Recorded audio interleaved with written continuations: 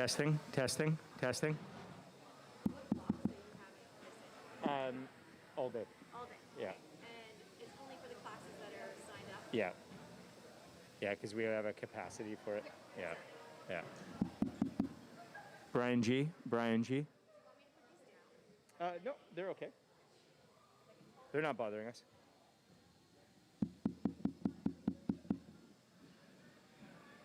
Brian. Mr. G. Good.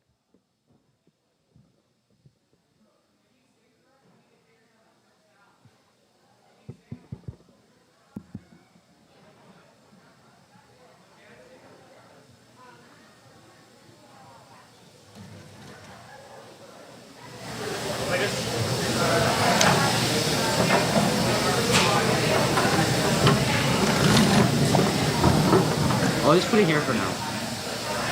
We can use it later.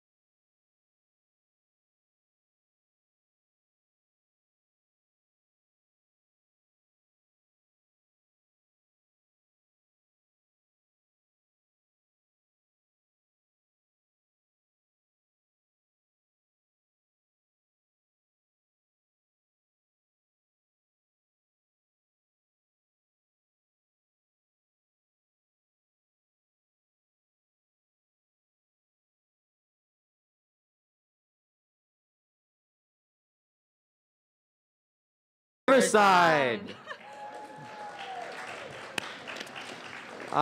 So we are your MCs for today. My name is Maddox. I'm Amelia. And I'm Carlos. Let's give a warm welcome for all of our finalists today. Thank you.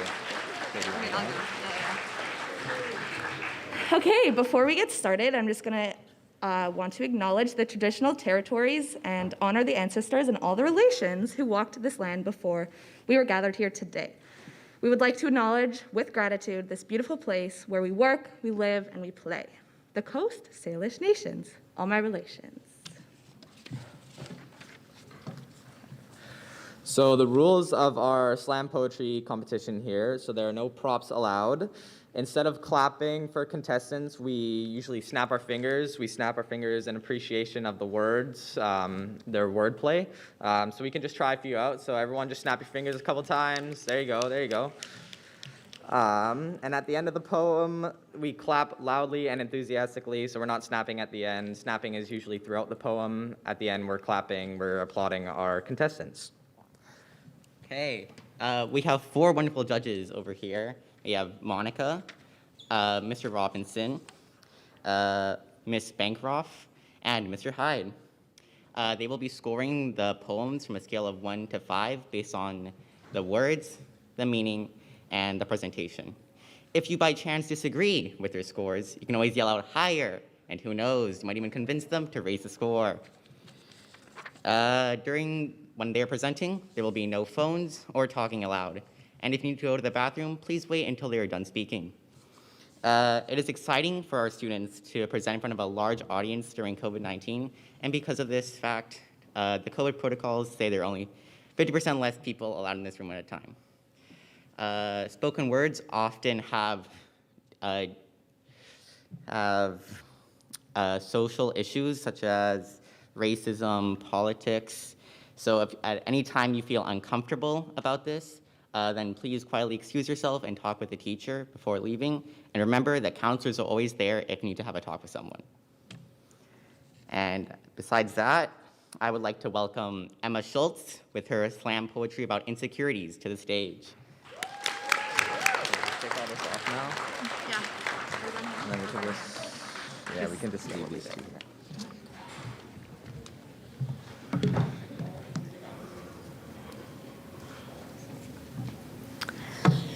Some of you might feel alone, or not good enough, or like a burden, unworthy, or like there's a piece missing from the puzzle that is your life. Some of you might feel that there is too much expected of you, like good grades equal attention and praise. But as soon as you come home with a C, your parents say it's okay, but you can see in their eyes that they don't believe what they say. So that makes you feel awful about yourself. Like you're trying to swim up to the surface, but they are dragging you back down. So the next time, you stay up later, you study harder, you try to retain information quicker, only to get 65%, which just restarts the cycle. Maybe you're walking down the hallways, and you just see someone just glance in your direction. So your brain just fills with things like, are they talking about me? Is my hair messed up? Does this shirt make me look fat? Or someone tells you that you should smile more when you can't think of anything to smile for. Maybe you're sitting with your friends at lunch, just eating or hanging out.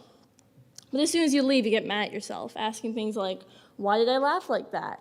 Do my friends think I'm eating too much or too little? Do they just barely tolerate the tedious topics that I bring up? So the next day, you just sit there and stay silent. You say you forgot your lunch, even though you didn't, and you know it's not good for you. But everywhere you go, you were surrounded by these pictures of skinny women with perfect hair, perfect teeth, perfect clothes, perfect skin, perfect makeup, just perfect, perfect, perfect. And I don't know about you, but that's how I feel every day. I was hesitant about performing this because I know as soon as I'm finished, I will either be followed by silence or applause that I don't feel I deserve. Some people will say I did great or that I did awful. Others will say, wow, I had no idea you felt like this, which is exactly the point. As soon as I tell people about my insecurities, most of them just brush it away as if it doesn't matter. But the ones who listen just look at me like I'm a wounded little animal for the rest of my life. which is way worse. But I decided to write this poem because I want other people to know that they're the only ones who feel like this. And I can guarantee that there's at least one person in this room that feels the same way that I do every day, whether they're willing to admit it or not. Now, I know things are easier said than done, but I'm going to say a few things that I wish somebody would have told me. Wasting time while having fun is not time wasted. No one has everything planned out. No one has perfect posture. And you aren't meant to fit into the clothes are meant to fit you. Now, I know it's difficult to overcome your insecurities. I can't even do that. I'm far from it. But instead of letting them drag you down, find something that helps lift you up.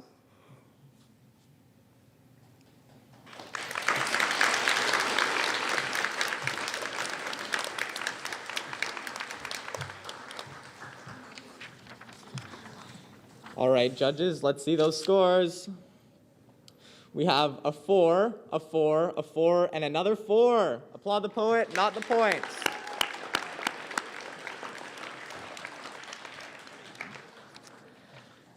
Next, we have Erin Miller with her slam poetry about thoughts about thoughts.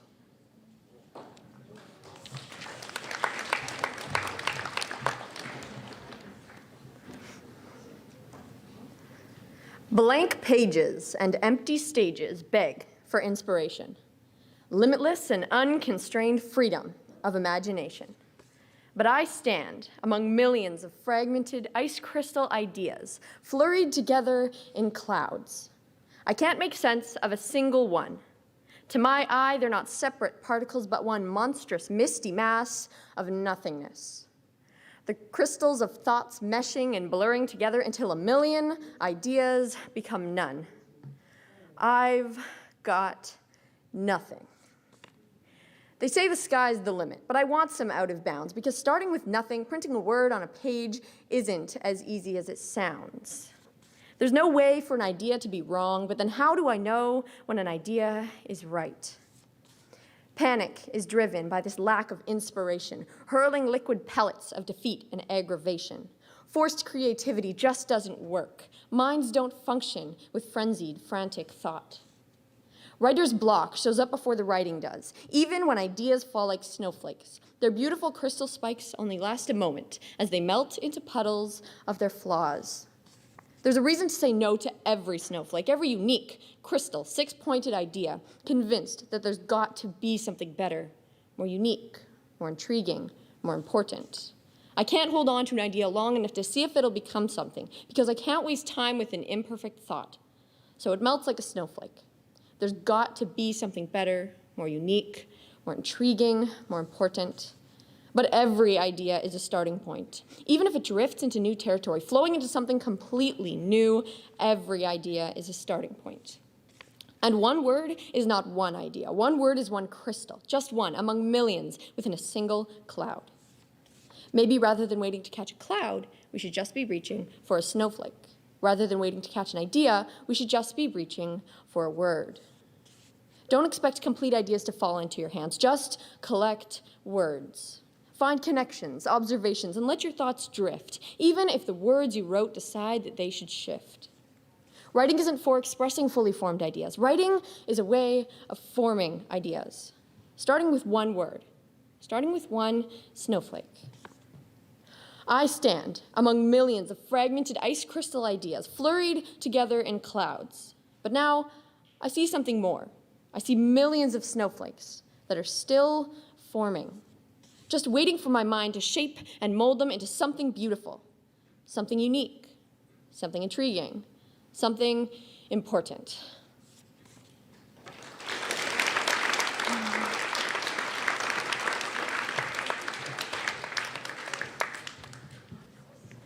Okay, thank you, Erin.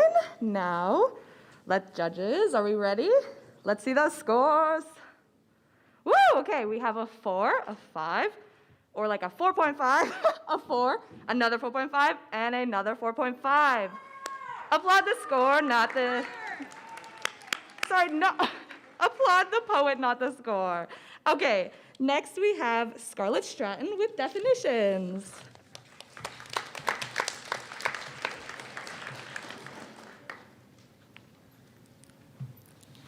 Shining stars, maple leaves, soaring eagles, and strong bears. Both homes where I get to share my story, live my life. But people decide how I do that, right? American, Canadian, smart and dumb, my intellect is decided by where I come from. But why does it matter where I'm born and bred? Instead, why can't I be defined by me?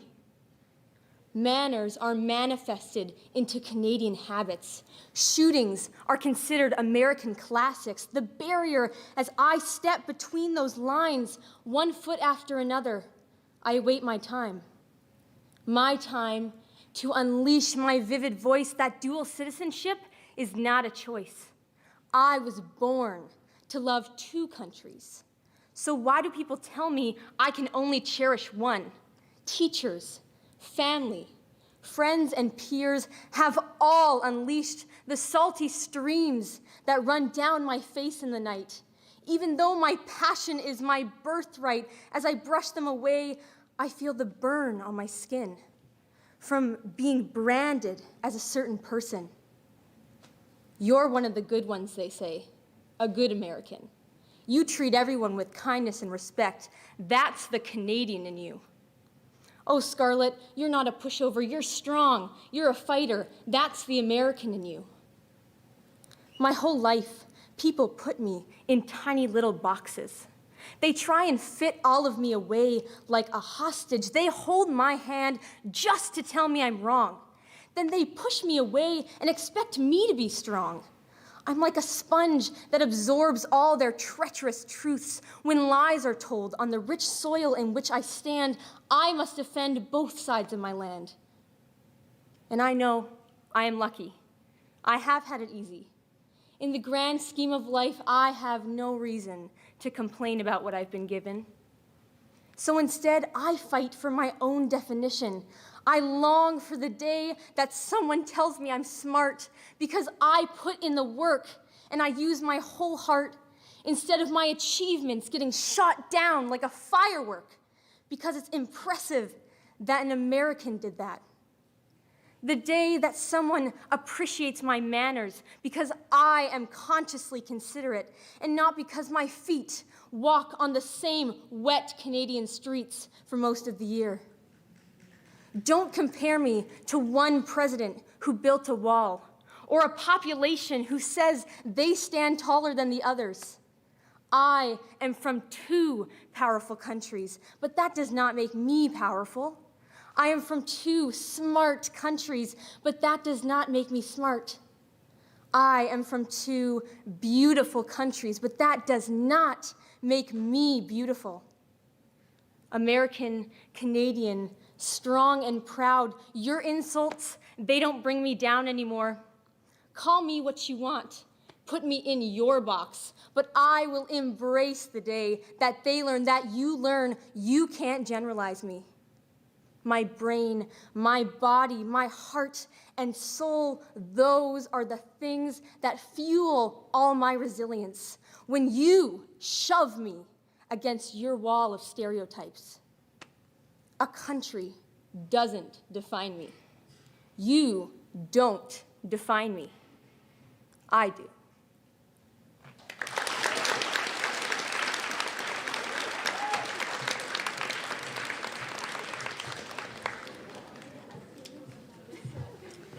Well then, judges, what do we think?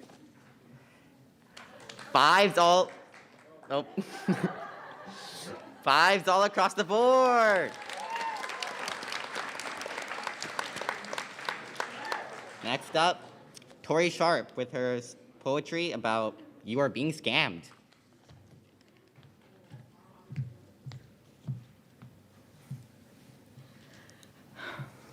I watch quite a bit of Dr. Phil. A lot of people come on and no, they're not mentally ill. They were lonely, kids left the nest. Now some scammers got them thinking that they're dating Kanye West. Girl, if he's really Kanye, why is he begging you for 10K? The man you're talking to is half your age. Don't you find that a little strange? Please stop sending him money. If anyone saw you, they'd laugh at you calling you funny. This man, he's not Mr. West. Please just block him. It's for the best. Your children are rolling their eyes as you send more money, leaving them nothing for when you die. Stop it. You're being scammed, just like Linda, Becky, Barry, and Sam. This man, he's after your cash. He won't be crying once you turn to ash. This is what a romance scam is, if it's not something you've heard of. They prey on the elderly, the ones desperate for love, the ones that think the cloud is something up above. But they're far, far from being the only thing you should look out for. You got a new message. I wonder what it could be. Wow, as it turns out, you've won the lottery. Your dream has come true, millions of dollars, all for you. Just a couple questions and it's in your hands. But whatever you do, please don't complete these demands. Your name, birth date, social security number, and mother's maiden name is all I ask. But there's no lottery corporation behind this mask. Delete the message to save your gold, and just don't let them know that you're old. Leaving the lotto alone, you're all smiles when you find out there's a new concert for Harry Styles. Your daughter's his biggest fan, so you reserve some seats. But at the venue, they ask for your seat before kicking you back out onto the streets. They were fake. Of course they were fake. They were $50 each, Brenda. Shouldn't have bought your tickets off of Craigslist. That's another scam that we can add to our list. Delete that email from TELUS. Yes, they're telling us that we need to renew our payments, but don't you forget this. Oh boy, you'll regret this when you remember that you used Shaw. You're naive. That's how you lost all your money to a man named Steve. Steve with a scheme, Steve that steals from you and from him and from him and from her. But Steve's everywhere with many different names. John from Lotto Max, Emily from Ticketmaster, Kanye West. Yeah, that was him. It was all him, and now he swims in the coins he's collected from you and from him and from him and from her. He's selfish, of course, evil, you may even say, but in the end, to his scams, you were the one that said okay. Scammers like him, they're here to stay. You've just got to learn how to not obey their tricksters' demands. There's ways to spot a scammer. Like, for example, take a look at their grammar. Now you sit there in your chair upset, but not for long. The scammers are taking your chair because you're in debt. You fell for every single trick, yet you're still waiting for your treat. I think it's about time you meet the man in the throne. He'll show you that you're not alone, the way you answer the phone, the way you throw money into the unknown. He'll loan you a loan and make your story known. Dr. Phil, that's the man I know. Now please be careful, you don't have to run. On the internet, you can still have plenty of fun. Just when you see an ad too good to be true, believe that it is, and go back to playing Candy Crush too.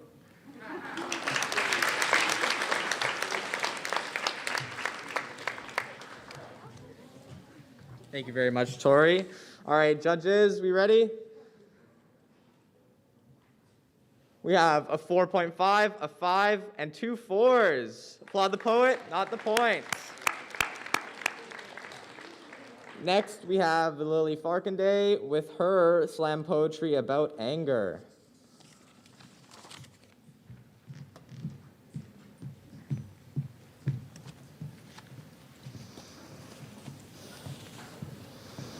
Anger, it does not make me, however I feel as though it does. You're being immature. You can choose not to. Just control it. I can't. They don't understand that it is something out of my grasp. I don't have control over my actions or my words. That is the whole point of anger issues. And I tell them, but it's still always my fault. But I guess they're right, because whose fault is it that I broke my laptop? Whose fault is it that I'm always ripping up my work? Whose fault is it that I'm constantly yelling at those I love? It's my fault.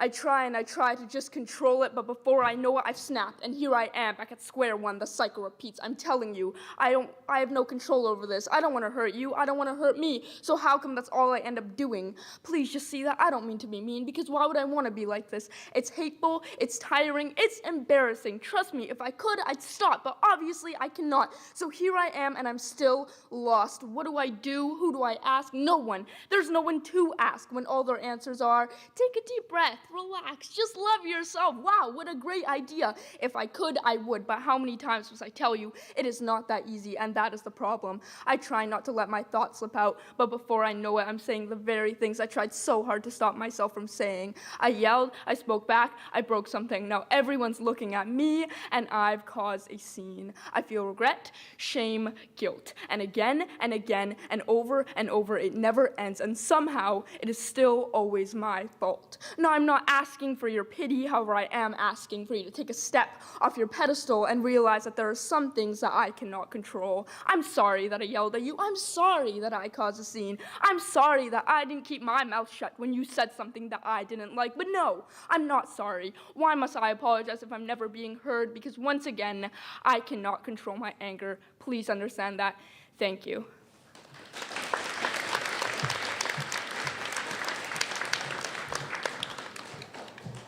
Thank you, Lily. And now, if the judges are ready, can we please see those scores? Okay, we have a 4.5, another 4.5, another 4.5, and a 4.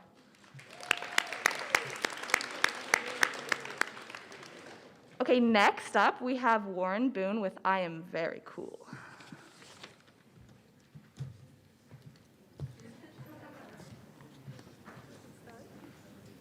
Where do I put this?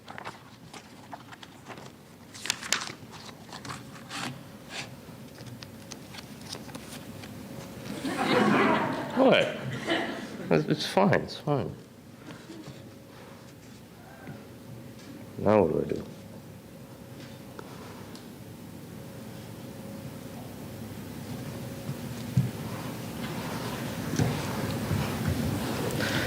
I know I feel like an idiot.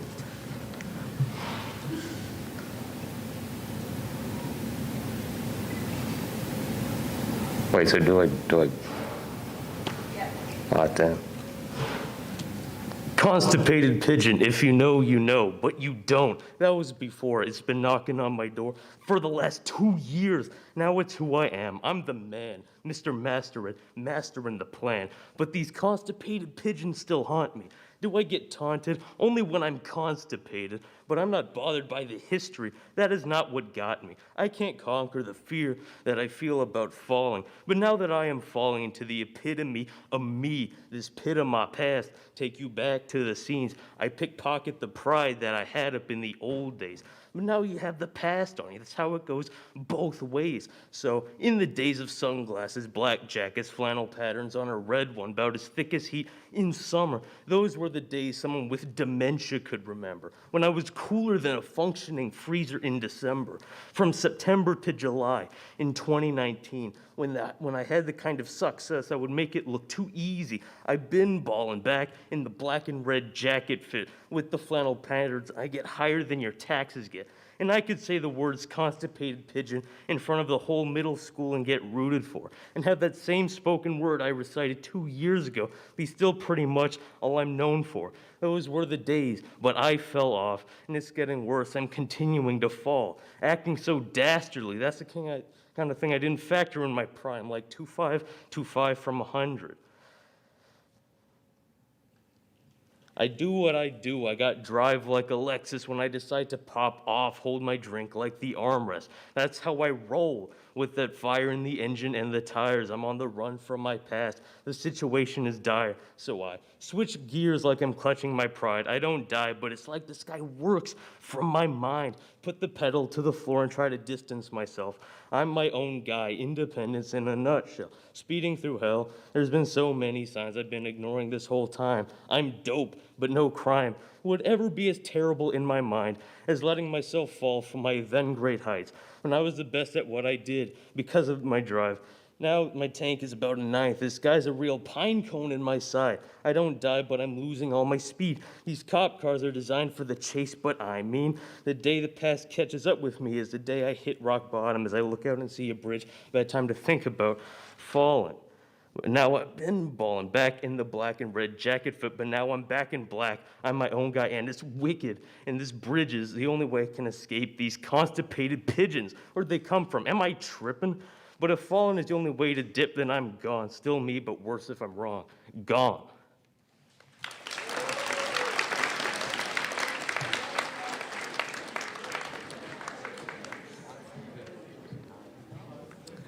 Well then, judges, what's the score? 4, 4, 4, and a 3.5. Applaud the poet. Applaud the poet, not the school. Next up, we have Ava Dixon with her poetry, Writing with the Wrong Hand.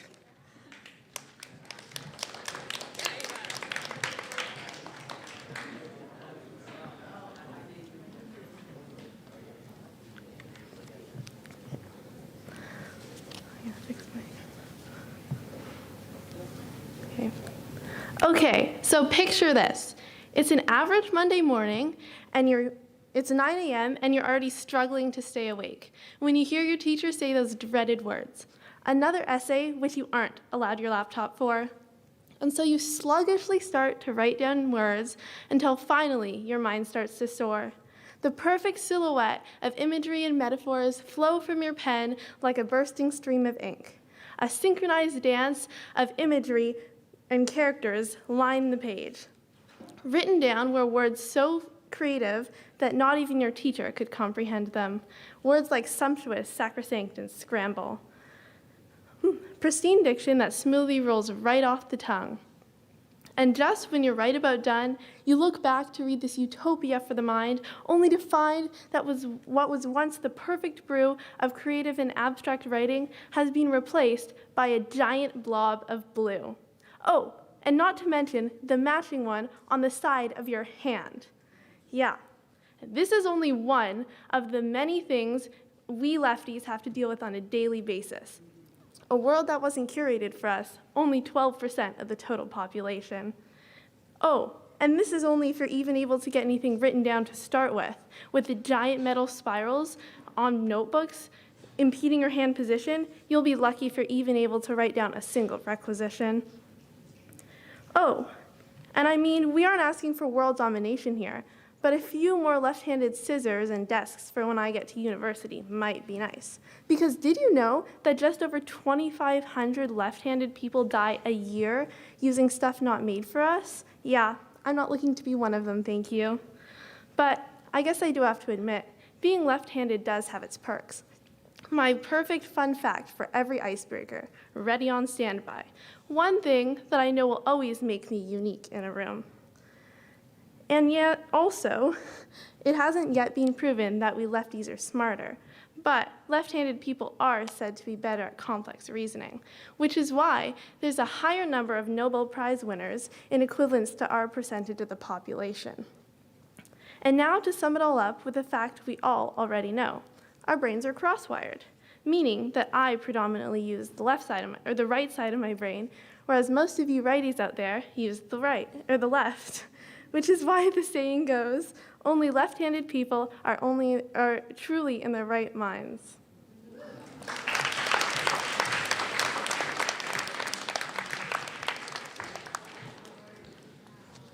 Okay, judges, let's see those scores.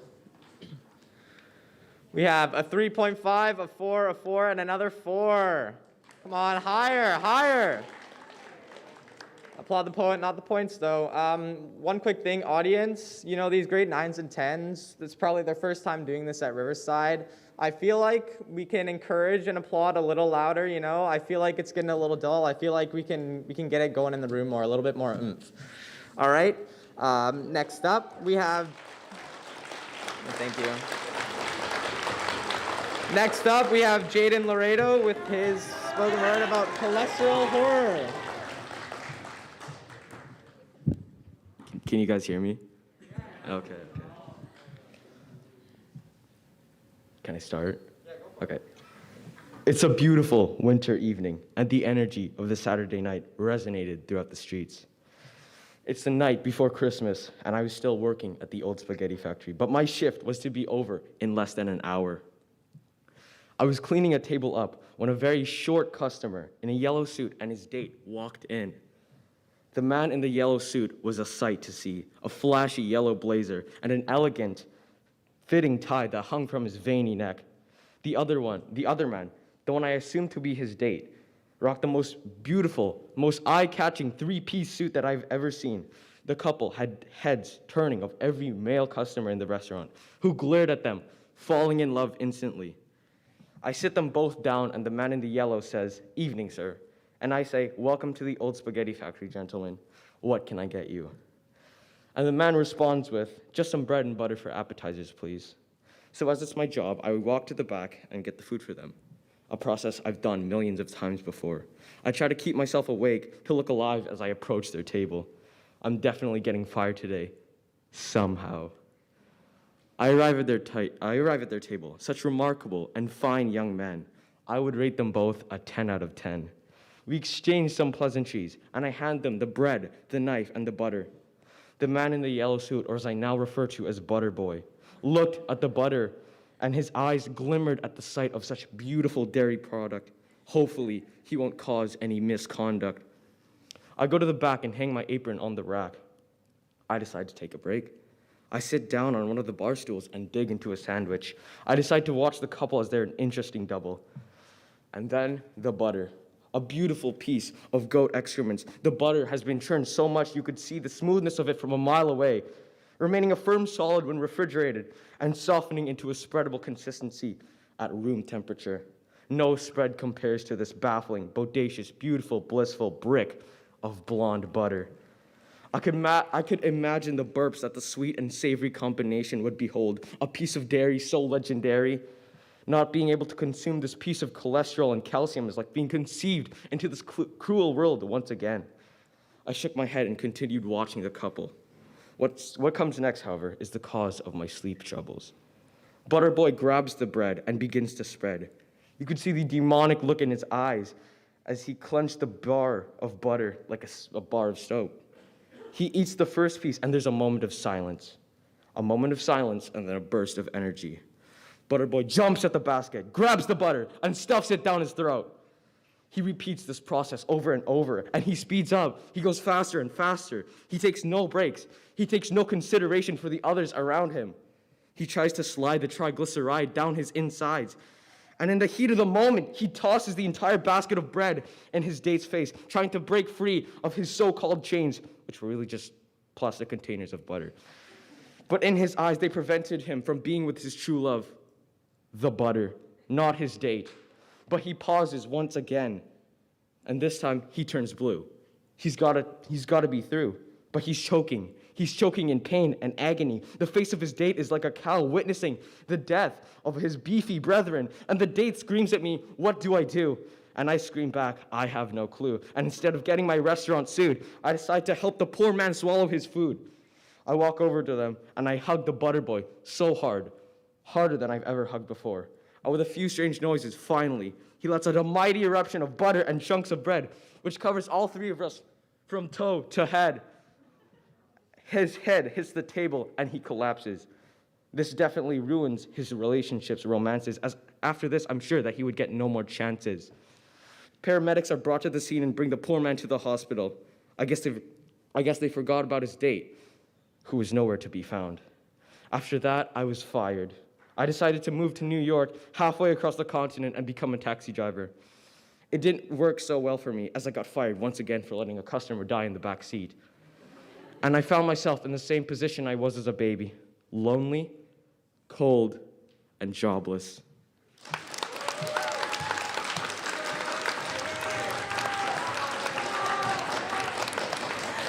Okay, judges, are we ready? Whew. Okay, we have 1 4 and 3 4.5s. Are we gonna do it? Are we gonna do it? Okay. Next, we have Mason Abbas with Find Your Fun. Oh, is he not here? Oh, there he is.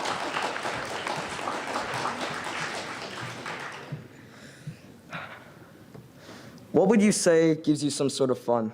Maybe it's some sort of game that you've won, or maybe it's a musical movement that's making me dance uncontrollably that you've begun. But are you sure this is actually fun?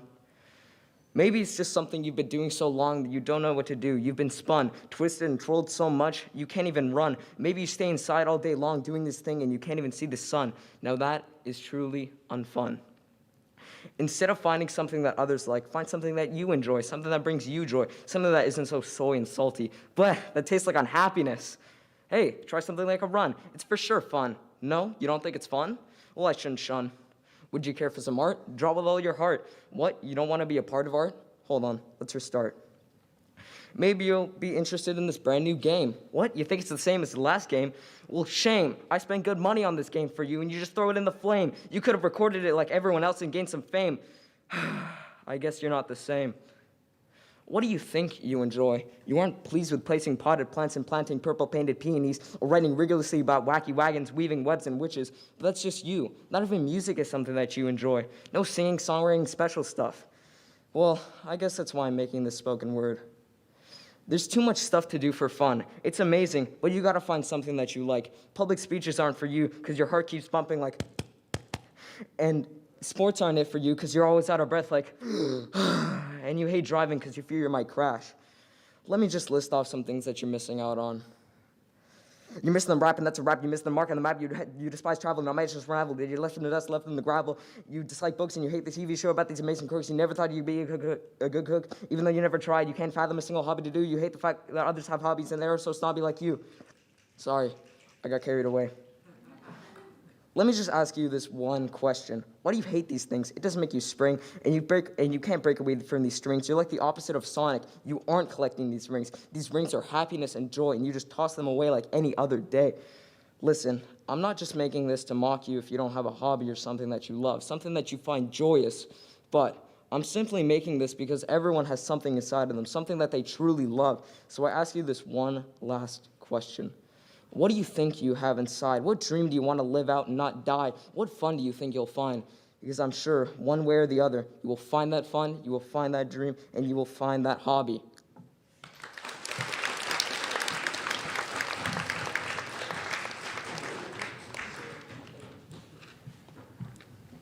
Well then, judges, what do we think? Is that a 4.5, 4.5, 4.5, and a 4? Next up, Logan Last with her slam poetry about motivation. Okay. Can you hear me? Okay. What is motivation? And that's a pretty thrown around term nowadays. So I'm going to ask you a more specific question. What is your personal motivation? Is it the need to be better than everyone around you? Or is there something more deep that maybe no one else knows about? What matters is that you can find your motivation out of nothing. And I want you to know that throughout this speech, what motivates you is going to be completely different than what may ever motivate me. Motivation is what powers us throughout our day, throughout our life, and throughout our most difficult challenges. Motivation is doing our best, caring, and most importantly, confronting our issues and our fears. Motivation, as I said earlier, can be the want to do better than everyone, or some personal story from 5 years ago, and you wish you could go and fix this mistake. You wish you could go travel back in time, but you can't because it's impossible, and it hurts. But what you need to know is that motivation, it's not dwelling on these past mistakes that you've made, it's doing better in your future. I'm scared to go up and present to a bunch of people, most of which will never talk with in my life, but I'm doing it. And I'm kind of motivated because I was told I would get a gift card if I did well.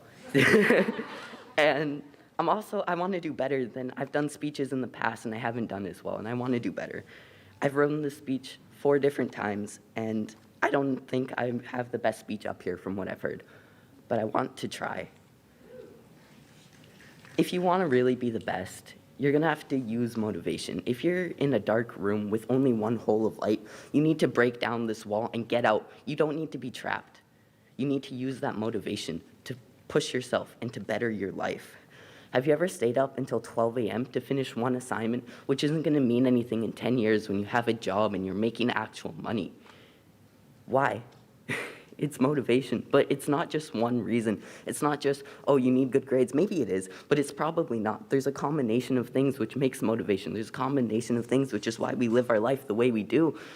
And everyone has a different point of view in life. And a lot of people may have lost their motivation. If you look at older people, they seem less happy than a 5-year-old who has no clue what's going on in the world. That's what motivation is. And if you believe that you don't have any motivation in life, you don't have any reason, it's not too late to find something new, to find a reason to live. We're always going to learn to appreciate life. No matter if we're 7, 17, or 67, we're still learning. We're still learning how to live. You can look in a mirror and see someone who you couldn't recognize a year ago. Maybe it's for the better, maybe it's for the worse. Maybe you've gained too much weight and you want to do better than you think you can. The most important thing in my spoken word is that I'm trying to tell the people here to stay motivated. Maybe you don't have motivation, I'm trying to help them find it. I'm trying to make sure that you guys all understand what motivation is. Thank you.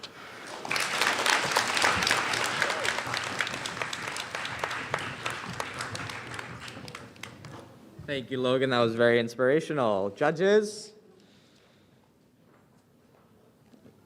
We have a 4.5, a 4.5, a 3.5, and a 3.5.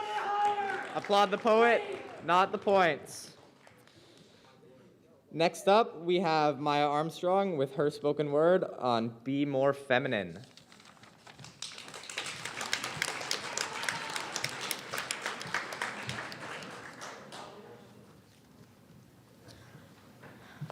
I am a woman in the 21st century, but sometimes I wish I was a man. Not because I want to be a man, but because some days it simply feels so hard to be a woman. Be more feminine, something I was told for the first time by my uncle when I was 7 because I wore pants to my grandpa's funeral, growing up with the idea that I must be feminine, stand tall, good posture, fake smile, because no one can know what you're really feeling. Be more feminine, something I was told walking home from school by a middle-aged man yelling it out his car window when I was 10. Be more feminine, something I was told again by a staff member at my school. I was wearing men's shorts and a Hawaiian shirt, and it was 36 degrees outside. I thought I had escaped these words, but I know now that I don't have to escape them, but fight them. I don't need to stand tall with good posture. I don't need to be able to balance books on my head or earn a tiara at prom, but sometimes I wish I was a man, not because I want to be male, but because of the stress that comes with being female. I would be able to dress comfortably without being told I look like a slob, or I could show my sadness without a stranger telling me, you look prettier when you smile. When a man gives his opinion, he's a man. When a woman gives her opinion, she's a bitch. Bette Davis said this. She was called a bitch by all her coworkers. Sometimes I wish I was a man, so I could escape the discrimination. I wouldn't make 77 cents per dollar. I wouldn't have society telling me that I need to stay feminine just because they expect me to. I wouldn't need to worry about walking at night or wonder if I have my knife. I wouldn't need to worry about what I'm wearing because I couldn't wear anything that would be asking for it. Seriously, if I was a man,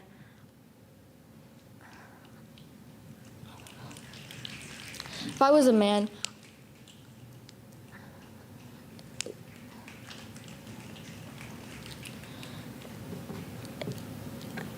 can't remember anything.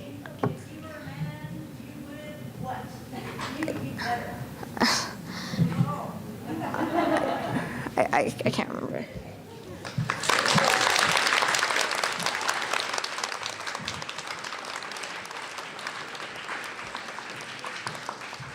Okay, that was amazing. Can we see the scores, please? We have two 4.5s and two 3.5s. Applaud the poet, not the score.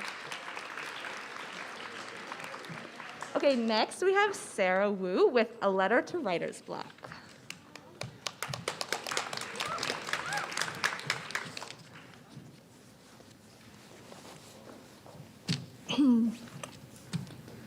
Dear writer's block, sometimes you are like a game of Jenga. Normally, I like Jenga. I like analyzing the crooked pile of blocks. I like carefully considering, casually crossing, and creatively conquering the game of Jenga. But in your game, the Jenga tower is a single solid block. How am I supposed to play a game of Jenga with a wall? Is there even any way to play at all? Also, sometimes you leave me on a boat in a still river surrounded by fog, doing nothing but staying afloat. I'm left with tingling ears that slowly burn, shivering hands that are tight and tense, a massive pain inside my temple, and an aversion to attempting anything experimental. Writer's block, you're like a hell. You're comparable to falling down a never-ending well or being forever stuck in limbo. Just be creative, others would say, but thanks to you, I've got nothing to show. How do I write a slam poem and you prevent me from thinking? Whether I have original thoughts, I'm not sure, for you are too smart for me to compare. After all, I'm no literary genius. You're just a major inconvenience, like I'm sparring with a persistent partner, one that won't stop blocking and defending my every move, dragging my dreary body back and forth. Your ugly face is hindering my view. But I'll admit, I guess with you I can improve. I too can raise my arm high and punch through you. I can beat you with a bait and a blow to the chest, a loud bam upon impact. And why should I follow traditional Jenga rules? I'll make new ones up myself. I can jump off that boat and swim with no destination to the ends of the earth to find you and leave you in that boat too. And when you make my pencil crack under pressure, I can sharpen my pencil and persevere until one day a coherent alphabetical letter can be written out. Writer's block, there's something I want you to hear. Perhaps I'll never live up to your glory. I'll never get to be involved in renowned authors' lives like you do. I'll never cause considerable chaos at a catastrophic level like you do. But you're the reason I'm writing today. So thank you, Writer's Block, for pushing me to write too. Sincerely, Sarah Wu.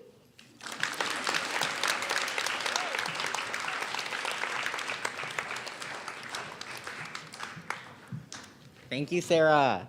All right, judges, let's see those scores. 2 5s and 2 4.5s. All right. Next up, Sarah Yi with her story about Guzeng.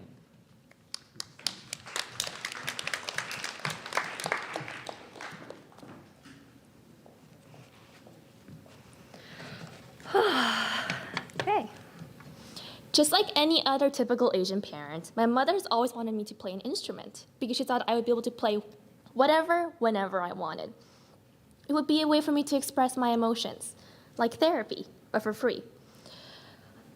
God bless her heart, but I've come to realize that that isn't exactly how it works. My story starts at the ripe age of 7, when I picked to play the guzheng. The guzheng is a traditional Chinese stringed instrument. It commonly has 26 strings and is 64 inches long. Another way to describe the guzheng is a harp with a few more strings laid on its back with 2 sticks holding it up. I had one-on-one classes with a guzheng teacher every week for almost 7 years. And the first couple of those were great. The instrument is undeniably beautiful.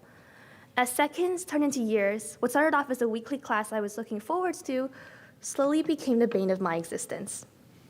The guzheng has 10 levels in total, and you would pass a level by going to an exam and playing a song that fit the difficulty. Then came the 8th levels test. The guzheng had been part of my life for over 6 years. I had to play a song that consists of 10 pages, called 站台风, which roughly translates to fighting the typhoon. In order to prepare for the exam, I worked on that song for over a year. I'm sorry, I don't think you heard me. A whole year of my life was practically dedicated to that instrumental composition. The teacher had me learn and work on the song in sections, as there are many difficult techniques involved. However, there was just one minor problem. It was too long. So when we focused on a page or two for a couple weeks, I would then start to backtrack on the progress made to the rest of the song as I was so focused on the assigned pages. It was a frustrating, degrading, and overall non-pleasant experience. As the exam date was peering around the corner, practices became increasingly intense. And it was finally time to do the test. I passed. Yay! I passed because I put in so much work. I spent the time to polish every beat and practice every note. But it was worth it, right? No, not for me. I quit shortly after. That was the end of the story up until last week, where for no particular reason, I decided to bring my guzheng out again. It had been 2 years since I last touched it. Out of nowhere, I had still memorized that 10-page song and was able to execute it flawlessly. The sensation you feel when you can play a piece of music out of thin air is so empowering. I did it. This is what my mother was talking about. I can now play whatever, whenever I wanted. However, when I thought about it further, I realized that I was only to play that well because I spent a whole year of my life obsessively tugging on every single note. The blood, sweat, and tears was just for one song. I could not yet replicate it. I have learned that to master something, it takes time and dedication. Nothing comes easily. In order to be good, you have to actually put in the work. As for the guzheng, I am excited to see what the future brings for us.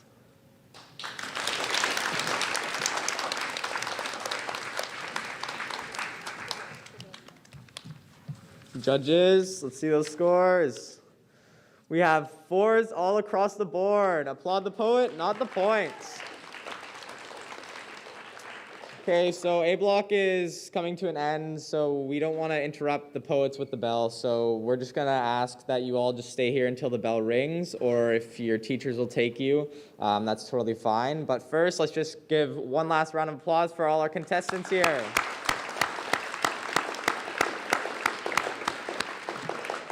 Okay, yeah. Thank you, yep. We just wait till the bell rings.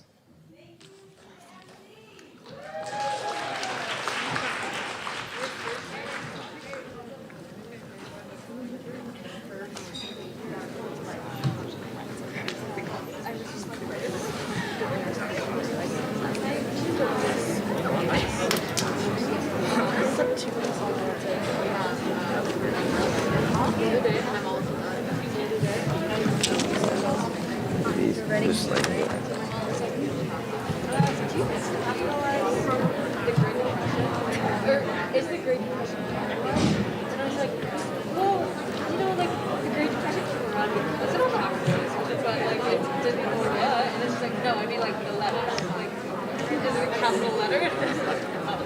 I think that's like it's more like a bear. You gotta capitalize the G and the D, but not the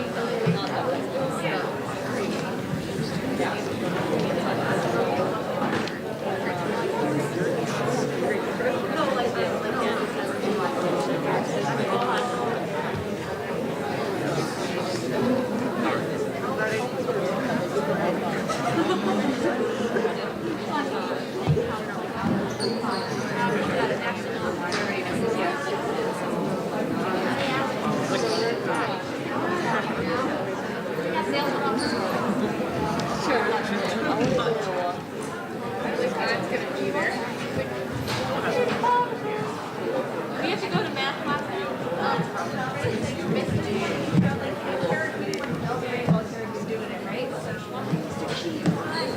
We even talked to me but like it wasn't this bad.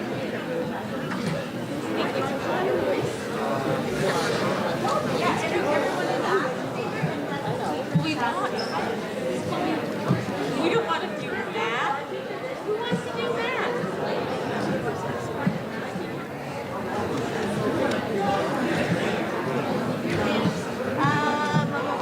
Over here.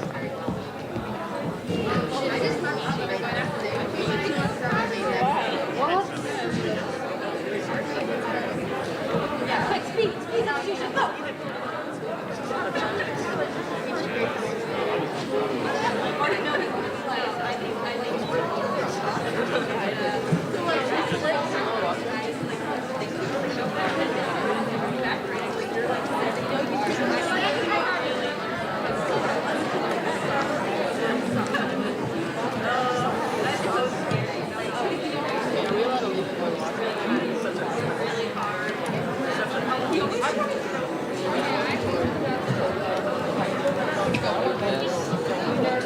You all are doing amazing. Good job.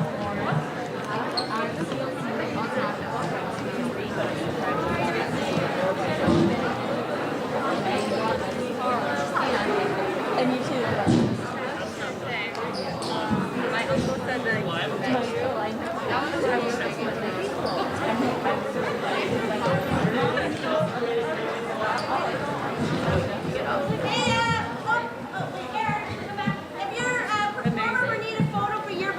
yeah, we need a photo for yearbook. I just have a few students that ran to the washroom.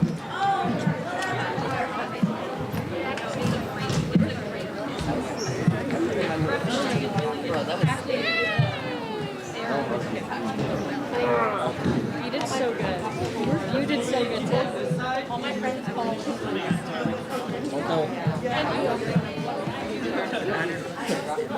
What?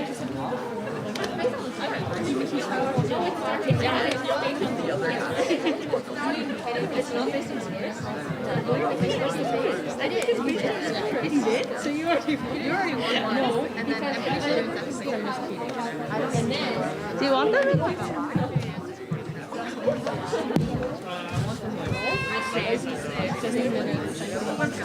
I know.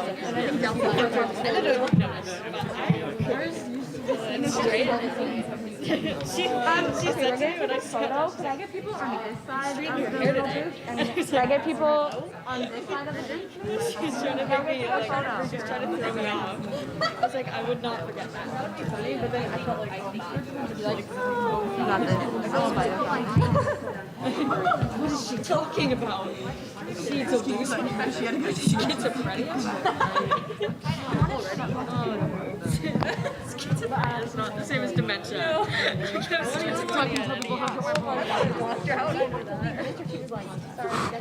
Yeah, our math teacher's making us go to math and learn the lesson and come back here. Okay, guys, where are we standing? I just feel like saying this. I'm confused. I'm really short, so. No, I'm not sitting on the microphone. No one. I don't want to stand on the microphone. You, Alex, you go stand on the microphone. Okay. Hey, girl. Are we going on either side of the? I don't know. What if you just squat on the stairs? Some people kneel, some people stand. Two little half circles. What? You're a boss. Go. I'm not kneeling. No, I meant like you have to go manage them. Me and my shortness are gonna. Why don't we stand on the bleachers? You're not short. Yeah. Technically, I'm average. Technically average. Yeah, so you can't call that short. Well, not right. Well, thanks. Short and people. My stepmom got it from Iceland, actually. Very random. Yeah. Well, you didn't notice. So. She went for Christmas a couple years with my dad, and she gifted it to me. You are Harry Styles. Thanks. I can't sing. I love small necklaces. That's how I roll. Oh no, we're taking pictures currently right now. Oh my, okay.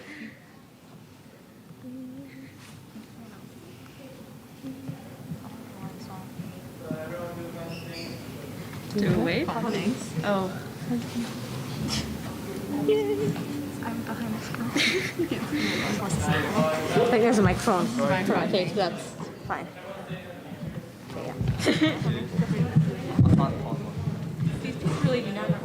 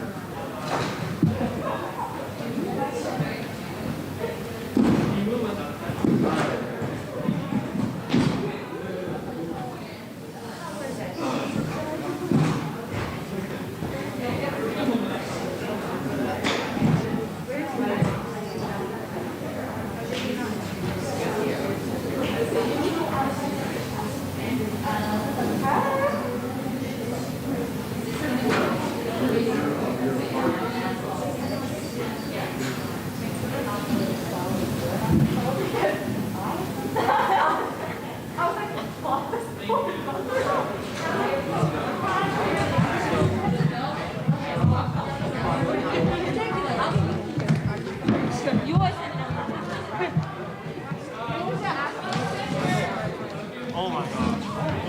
Janet, come back. What? Janet. Janet. Oh, that's fine.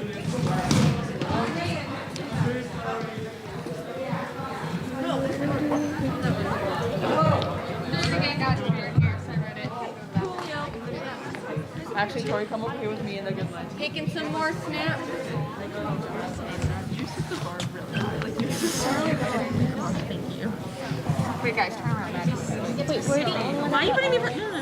Yeah, I think she's Stepping behind. You're shorter than me. I got all fours. You got 4.5, right? And 4. I'm really excited to hear. I don't even know. You're winning. You got all 5. Well, mine's easy to remember. I took out all fours. You could get 5. No, I'm not. I'm really excited to hear it. I didn't know you had like a spelling. I do. Have you had it since you were little? Yeah. That's why I dropped out of French in grade 3. But I still somehow get straight A's. But What is it exactly? a little bit. Yeah, I have phonological awareness is really low. It's a sounding out word. I think we are. I almost said like, are you going to be sharing? But like, you are telling the entire school. It's fucking work. Just looking for my mom in the audience. How's your injury? Better. My physio got canceled yesterday because my dad can't drive. But After Christmas break, do you think you'll be back to working? probably.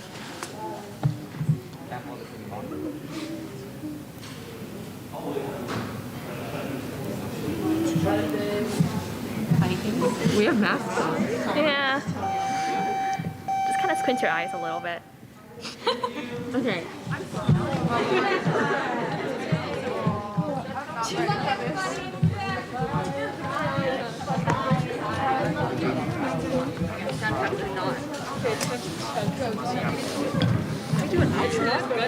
Stop, don't touch me. I'm gonna be jittery. Actually, you're wrong. You have immune. I've built up to it. I think because mine's like just like you just say mine's slowly. You can add it. But it's gonna do fast. Mine's not as bad as it's just caffeine gave you a drug. Is that what you're saying? Yes. Well, maybe not. But maybe you're gonna give me light. I don't know. What is that? 36 companies. In a row. Right? 36 cups or 36 shots of espresso? Yeah. Yeah, probably. Are they gonna see my little janky piece of paper? Is that gonna affect my grade? And then I'll be like, shot, and he did it like the first bit of the shot, and then the middle, and then the end, and he lined them up for me. He's like, here, taste the difference. And so I was like, it's crap. Each one. And at the end, it was so acidic. And it was literally like, I should have gone the other way. So like, it's really better tasting. Especially when it's almost not a good taste.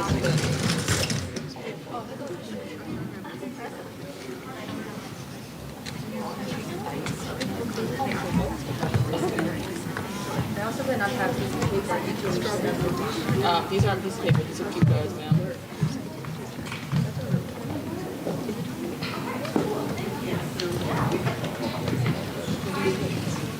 These carrots are so good. I think it was like two, and not okay good. I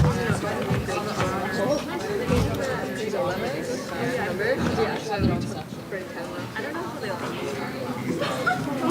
some people want to graduate early, so they do it on purpose. I just thought they had this honors trailer. I kind of wish I went to honors trailer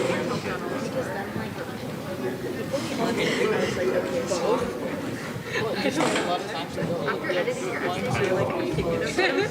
He like the nose went down or something. He's very nice. I'm just worried because he's not like I don't actually know what he's saying. He just says it. It's like he read a dictionary and read some words.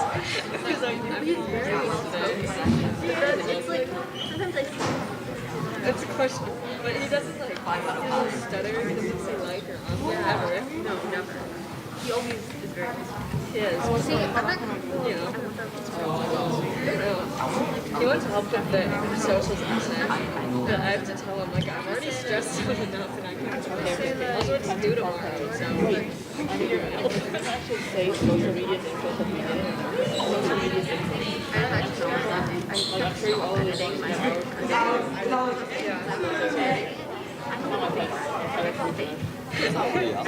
Did it dispute how you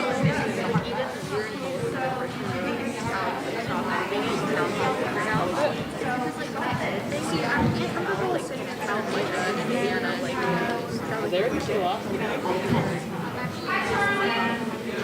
Oh.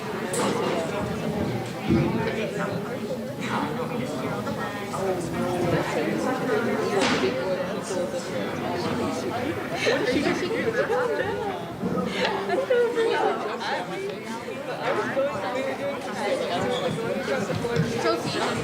And asking. And one thing here, I don't know if it was like purposefully aiming for me, but like so you don't throw your shoes across the room.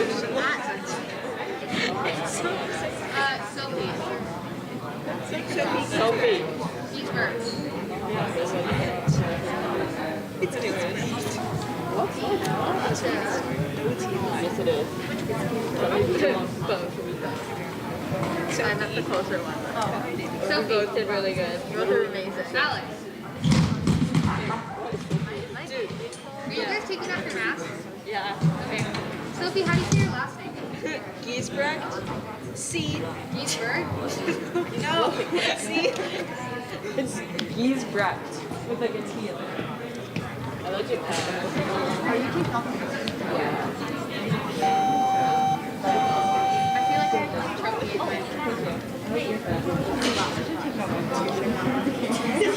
I'm good. Maddie did. I'm gonna be like fighting with what? Maddie did.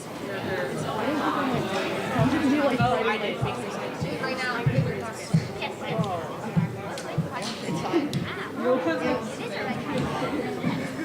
It's fine. Mine is my back, so that's what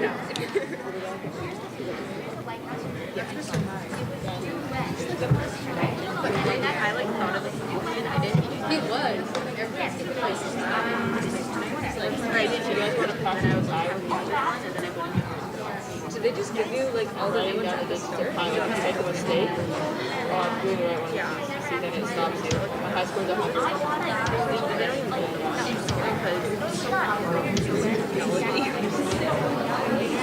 lucky you don't get to know. Like it's the worst thing ever. I didn't know that. I thought you had to like go in every week. You just messed over completely.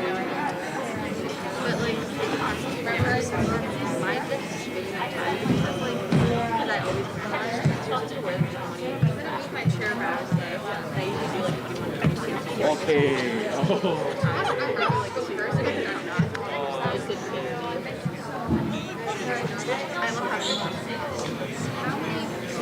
there are 5 infinities. This is this like so I feel like this is how did not do anything. Oh yeah. So last time like a lot of people yeah, because they've already heard it. I actually told her snap. She went very snap. She was snap. So I'll go to you. I can do that. Are you born? Sure. And then you have to do I think you should show me that.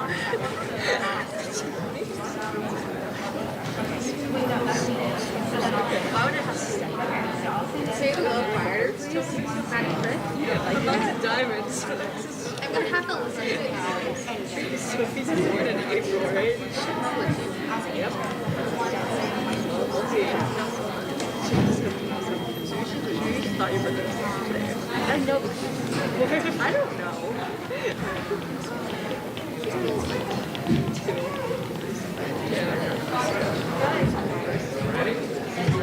I was born literally like 4 minutes ago. My dad was like, so there's so much like drinking me every birthday. I'm crying. My mom was just trying to pull it in. 4 minutes, baby.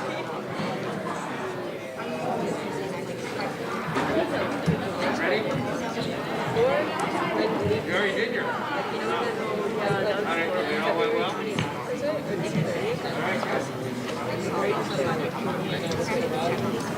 just like scared that I have like so I have to get up there. Lip swipe.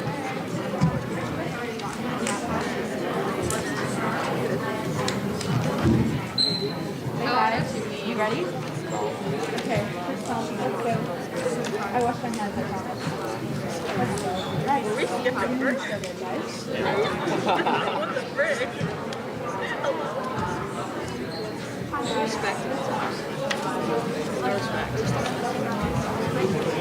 Thank you. Eric wants a fist bump. Oh my god. Here, I'll go this way. Sweet. I feel like I'm not a great job.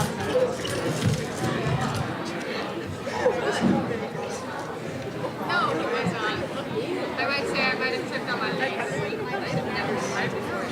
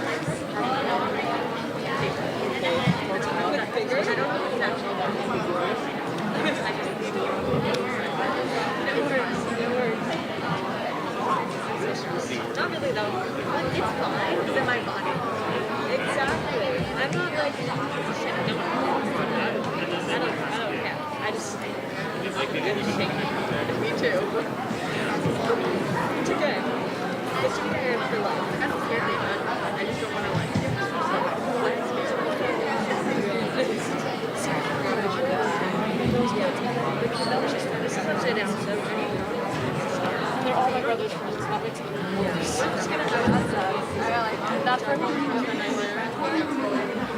And then our whole class. I don't care about the class. They're all my brother's friends. I don't know why he knows everyone.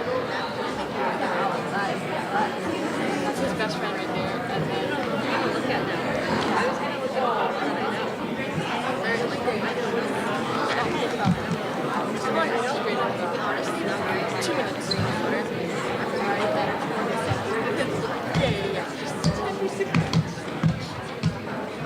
I'll just stare straight at the camera.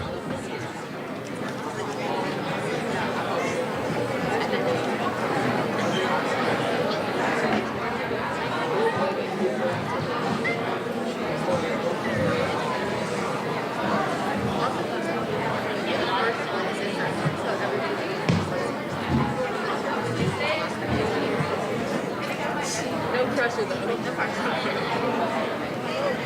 Sorry, I'm nervous, not because like I'm trying to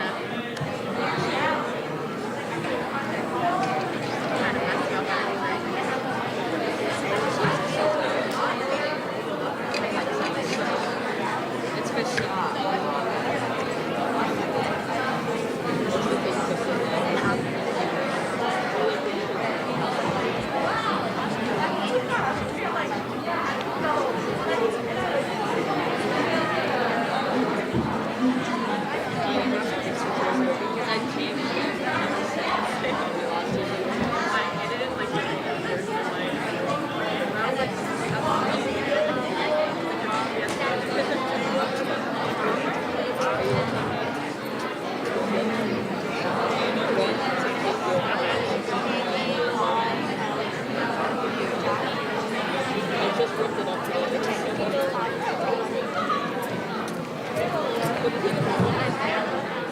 Everybody, you're taking your masks off to speak in the mic, cool.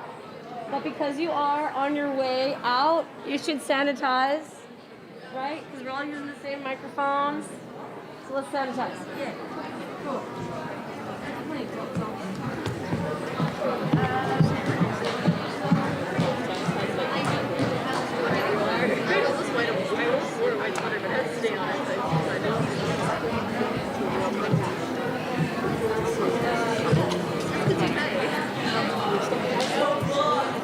Awesome. I'm gonna use this one. Does anyone else want?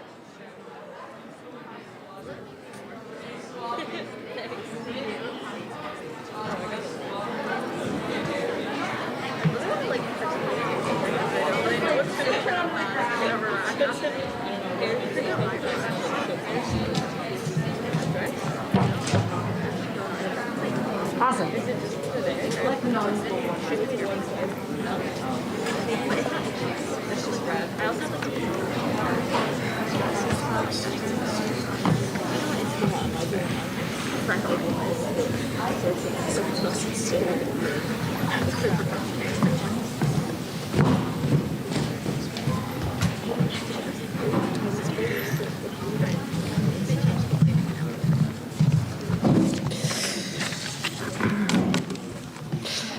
Good morning, Riverside Rapids.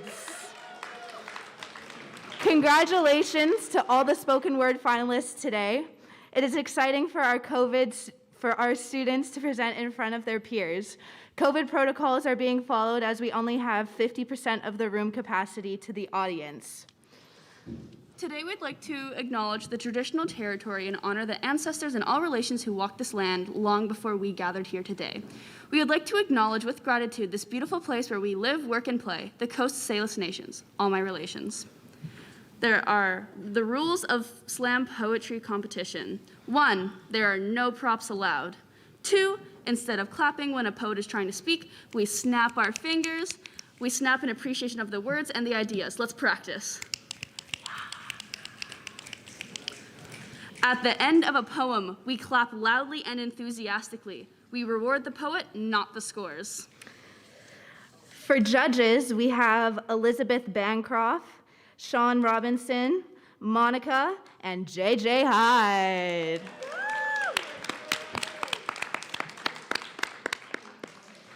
The judges will score the poem between 1 and 5 based on the words, the meaning, and the presentation.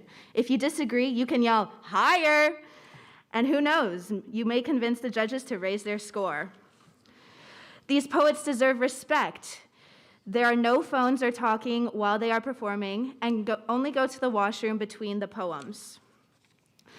Spoken word poems are frequently referred to issues of social justice, politics, race, and community. The words or topics you hear this afternoon may make you uncomfortable or wonder if they should promote deeper thinking, questioning, and conversation to please seek understanding. If you feel you need to speak to someone, the counselors are available to discuss your concerns. Best of luck to all our finalists. Today, we are going to be starting with Carrick Buena with her rant on consumerism.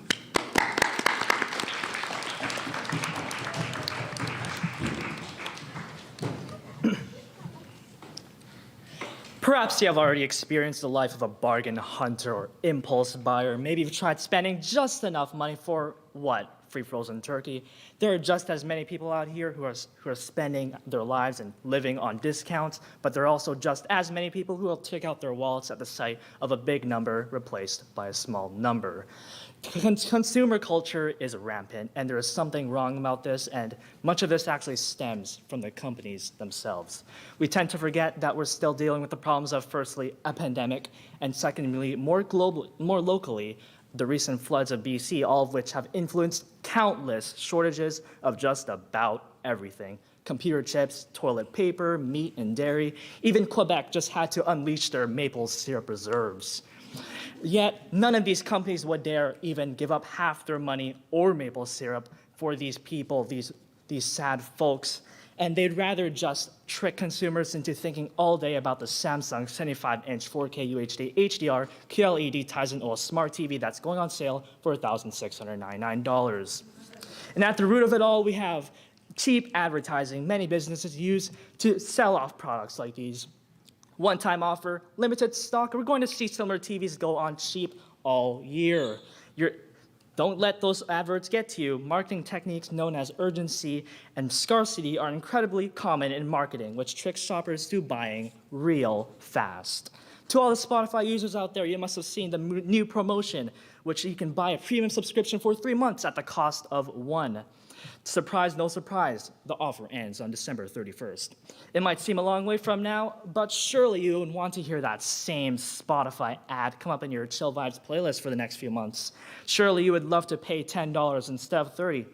But thanks to all those pestering ads in the limited time that's on for, it creates this sense of urgency. So people could just impulsively buy for these things, just so they could not feel left out.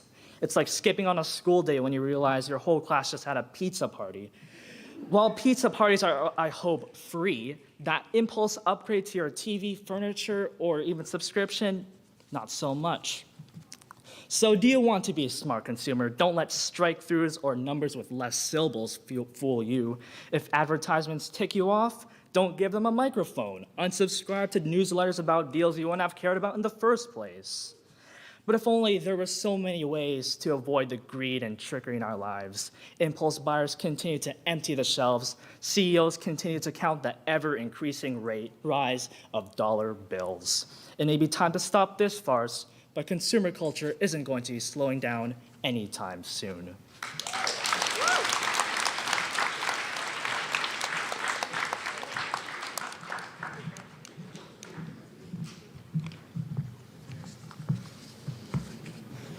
Okay, judges, let's see those scores. We got a 4.5, we got a 4.5, a 4, and a 4. Applaud the poet, not the scores. Next, we have Alex Kim about red.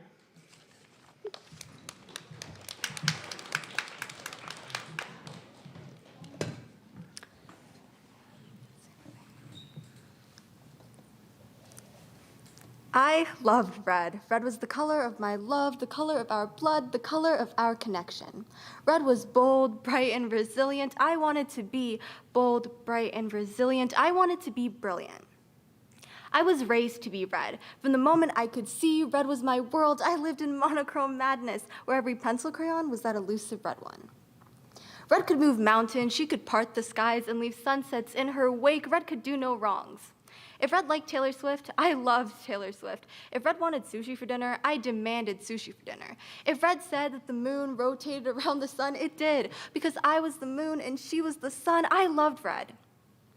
Red paved her own paths, and then she walked on them. She was intelligent and determined. She was brighter than yellow and more vivid than blue. I wanted to be intelligent, and I wanted to be determined. I wanted to be red. The color of the tiles paved out on the path to my future were bright red, and although they didn't seem quite right, I followed them anyway, because I loved red. Red would never sing me lullabies or cradle me with stories, but on the nights when I was feeling blue and I could feel the first drops of gray, Red would lay down the bricks to build a hut over my head. I loved Red. But one day she turned around to me and said, "Alex, light bounces off the world in dazzling tints and tones and hues of color. The world is a painting too beautiful, too vibrant, and too bewitching for you to only see red," but Red had already bewitched me. I had spent my days doodling in red pen to match her printing. And although I took her words to heart, because I always took her words to heart, I still loved Red. Red was the apple of my eye, a dazzling ruby, beautiful but hard, precise. I loved Red. But that didn't mean I had to be her. The path laid out before me wasn't one that I had paved. It was constructed by the people around me, the people who wanted me to be Red. It was built by my admirations, my hope to turn out a success like Red, to be bold, to be bright, to be resilient, to be the first, and to be the best. And in that moment, I understood that being Red was a burden she carried on her shoulders, and no matter how much I loved her, I could not be Red.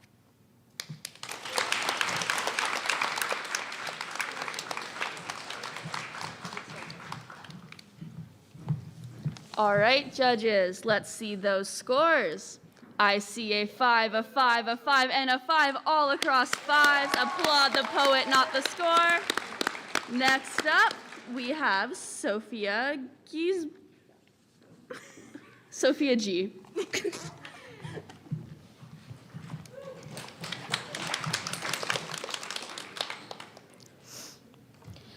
I don't know if you've noticed, but I have curly hair. When I was small, my hair was the opposite. While I slept, birds would nest in it, and I'd wake with knots too tremendous for my mom to tackle. Some days she would give up and send me to school with unkept hair, not because she was a bad mother, but because my tears became too much to bear. One of those days was grade 5 photo day. In a line of perfectly pruned students, I was the unkept hedge, and I didn't care, but my teacher sure did. Her ice-cold hands raked through my hair, desperately trying to tame the lion's mane. I have curly hair, and by the time I was in 6th grade, I determined that I did not want it anymore. My straightening iron became my best friend. We spent every day together. My family told me that I looked grown up, and I loved it. 11-year-old me was showered with more male attention than I knew possible, and I loved it. One morning, I was too fatigued to spend that oh-so-important quality time with my straightener, so my curls bounced their way to school. Everyone told me it looked better straight. From then on, I was embarrassed to admit that I have curly hair. I remember showing up to a dance rehearsal with the curls out. I remember how they fell limp with a few words from my teacher's mouth. "You're gonna straighten it for recital, right?" My face ignited with shame. My hands craved scissors so I could chop all the stupid, frizzy curls off my head. I could smell the disgust on her breath.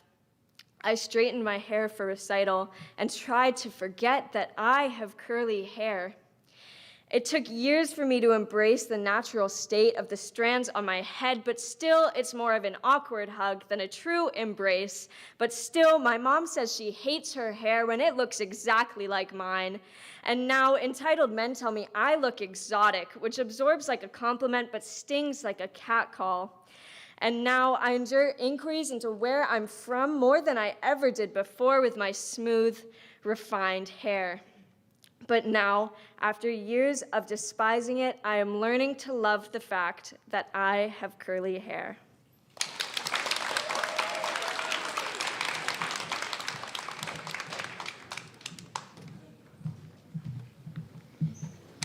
Okay, judges, let's see those scores. We got a 5, we got a 5, we got a 5, and another 5. Applaud the poet, not the score. Up next, we have Michael Chen with his spoken word titled Time.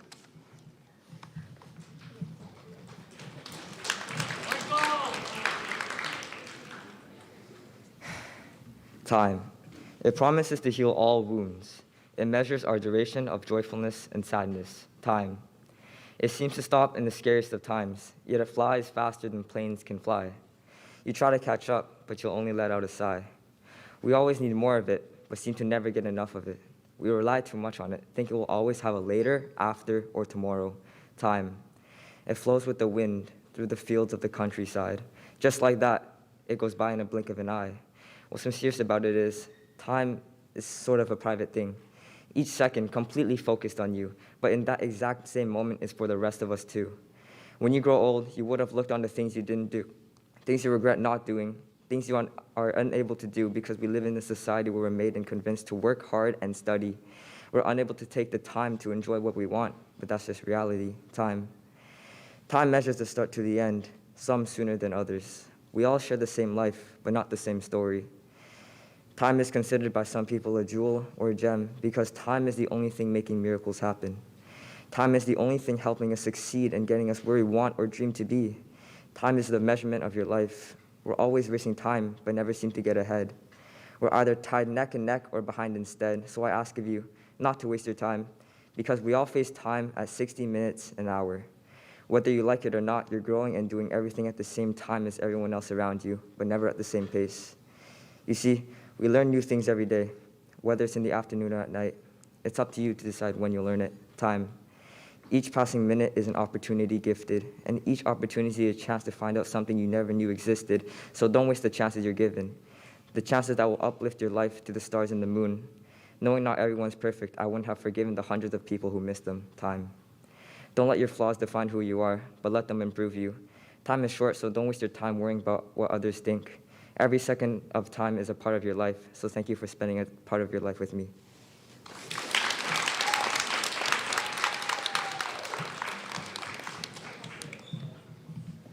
Thank you, Michael. Let's see those scores, judges. We have a 3.5, a 4, a 4, and another 4. Let's applaud the poet, not the score. Next up, we have Miranda Richardson with her poem on Listen.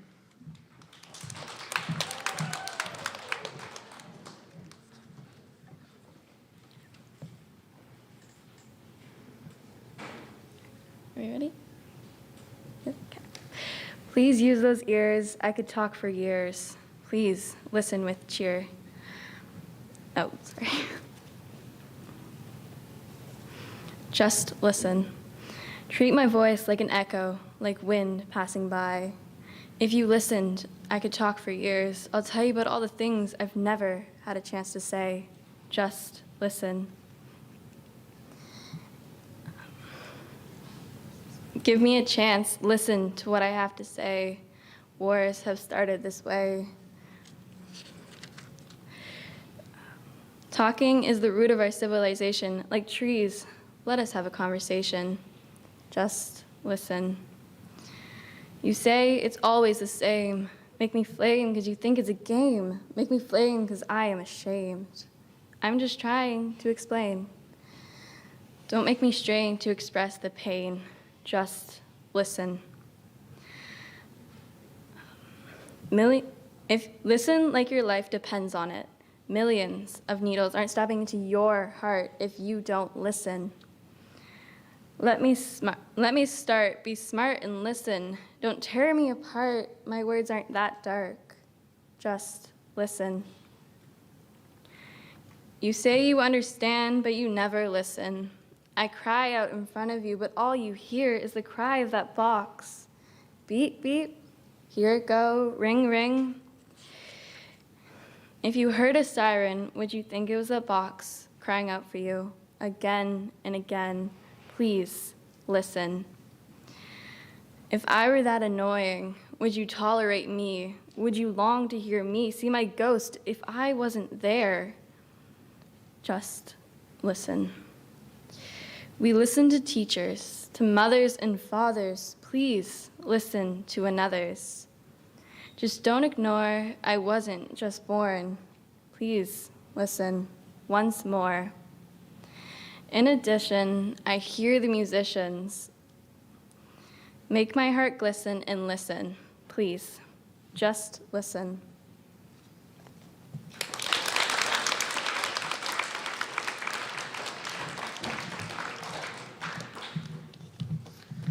Okay, judges, let's see those scores. We got a 4, we got a 4, we got 3.5, and another 3.5. Applaud the poet, not the score. Next up, we have Mariah Zuberi with her spoken word on social media.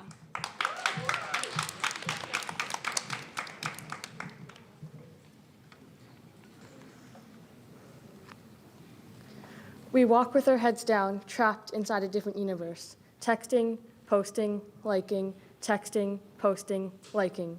Our minds consumed by the escalating world in our phones. We've learned to navigate through the hallways of our schools and the streets of our communities, all while scrolling through our phones for far too long. We've come to believe everything and anything that we see, even if it isn't true reality. Is that person really traveling the world and going to Rome, or are they really just sitting alone at home? You see, Drake once said, I know a girl that saves pictures from places she's flown to post later and make it look like she's still on the go. I know another girl that's crying out for help, but her latest caption is, leave me alone. These days, all people have the desire for is validation. The notifications for likes turns into a new medication. The number of likes won't numb the pain, and you keep stretching out for audience interactions way beyond your reach. You feed people things that you don't even eat. As we scroll through our feed, double tapping every picture that we see, not realizing that most people only visit our page very vaguely. You see, social media is like a box of chocolates. You never know what you're gonna get. Some comments you may like, and some you may regret. Are you feeling down? Social media is the answer. Want uplifting happiness? Social media is the answer. Want to laugh, cry, get angry? Social media is the answer. Want to show people you're a dancer or a romancer or start some banter? All these emotions within seconds? Is it the answer? Or is it a virus just spreading like a cancer? Can you feel it, the uplifting admiration, or is it hard to when it's on a screen and not in person? That's our problem with this generation, the frustration caused by the miscommunication. We feel the need to post on the regular to keep our reputation. I don't need to ask where you are, I'll just look up your location. Whatever happened to having a regular conversation or using our imagination? There's no motivation. Gathering new feed is the only reason some people go on vacation, to share with us their trip, to gain some validation. We've come to believe everything that we see, even if it isn't true reality. This fake, glorified reality is harming our mentality. All these people pretending to live life and be happy, we should really just give them an academy, because in the end, when they finally decide to wake up, it's gonna hit them harder than gravity.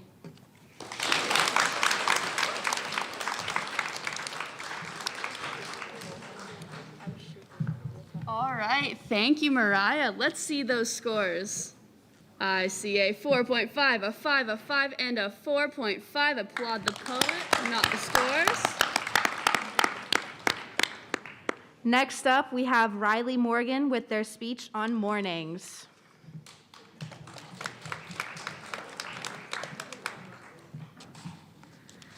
Mornings. I hate them. Don't we all? I once knew someone who struggled waking up. That someone was me. On weekends, I wake up at 7 and get up at 11. On school days, my alarm shrieks in my ears so loud that it's hard to hear. The song Content blasts in my ear. I get up without cheer. I still hear the ringing in my ear. Ugh, I'm like a bug in a rug. Once I get up, I hear the loud birds singing. I look outside and see the clouds. I say too bright and close the blinds. With my eyes in pain, there's pain in my brain. There's too much to think about. It's only 8. Great. I'm going to be late. Note the sarcasm. I rearrange and I change. I throw on a coat and into the car I go. Who knew I would show up? Yep, I did, even though I'm just a kid.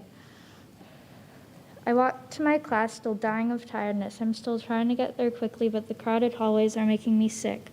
I hear the loud voices roaring in the crowd. Holy crap, it's loud. Finally, I made it. I'm feeling proud.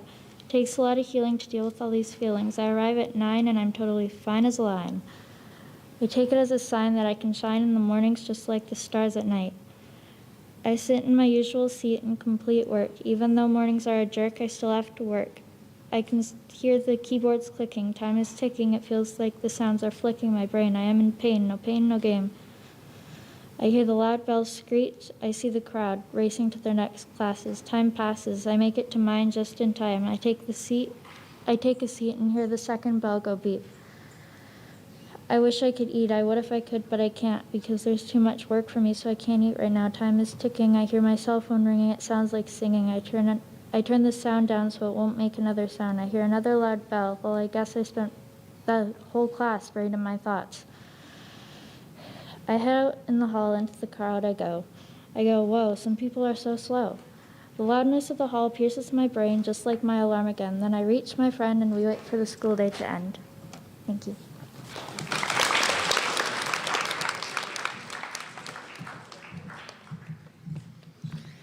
Okay, judges, let's see those scores. We got a 3.5, we got a 4, another 4, and a 3.5. Applied the poet, not the score. Next up, we have Kaylee Lone on her slam on refresh.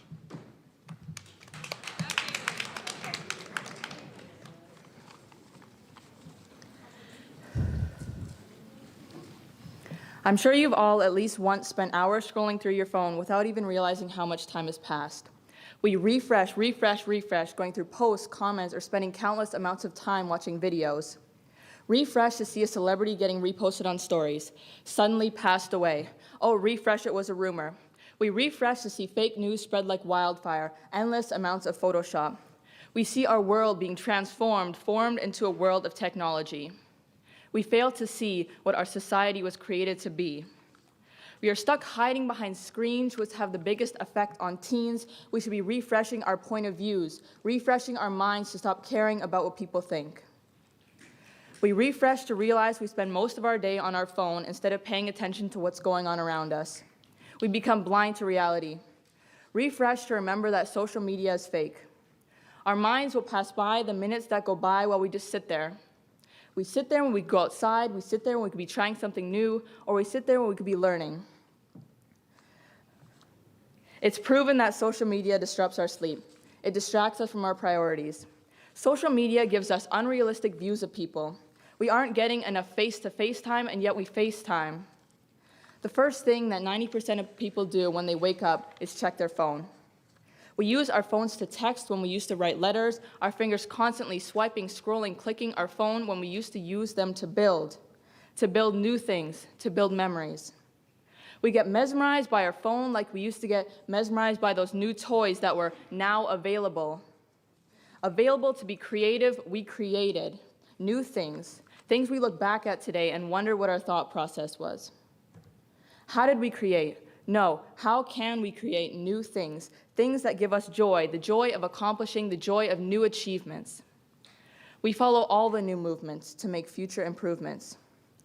The world is losing to technology. When we post on our story about climate change, and yet change seems impossible. We spend the time to refresh the page, and yet forget to refresh our ways. We need to believe that we don't have to fit in to social media standards.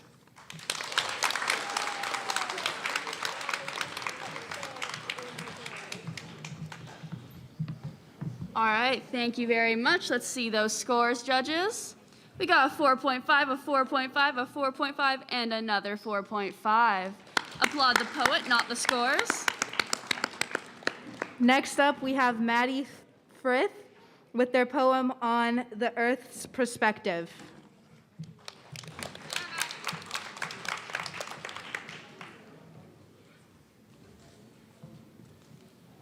Stomp, stomp, stomp, stepping on my face. I feel the treads on the bottom of your shoes pressing into my face, the pain. All I do is provide for those living and those in need. You destroy my skin and bone, but I forgive and I forget. You go on vacation and relax on my shores. In return, I am bashed and treated like trash. Trash on the floor, but to pick it up isn't a chore. Cigarette butts falling on my hair, the dryness catching fire. Fire growing, burning across my cheek. I feel the fear in the four-legged animals, their feet trampling across my heart. Because of the carelessness, the world's carelessness. Heat domes, animals dying, birds leaping from their nests, escaping the heat. I've never seen this before, you say. You're surprised, but I'm like, hey, stop treating me this way. I try to warn you. The ocean is a swamp filled with plastic up to your knees. I watch my fish, my coral, my animals dying. Plastic in you and plastic in me. You are no friend to me. You used me to live your life, and now you have betrayed. The things that take decades, even centuries to grow, to me are trees, but to you, they're paper. Global warming. Oh, believe me, it's happening. I watch my polar bears drowning, nowhere to live. Ice caps melting, so slowly but so quickly. Gone in your lifetime. Atmospheric rivers flooding the land. Now where will you get your food? Farmers aren't respected, but they understand. The land is key to your existence. You ignore those who tell you to be careful, to remember those who you share the land with, to remember the relationship between me and you. We are connected. Every time you litter, it falls on my face, the face of mine that has been covered up by concrete, plastic. You see a bus pull up. They stop. 5 seconds later, they drive on. The black cloud of smoke goes up and then disappears, but it doesn't disappear. It goes up and up and up, all the way to my skin, my protective bubble, hurting it so that the heat of the sun can get through. The pain. Understand the difference between the world and the earth. You are the world, I'm the earth.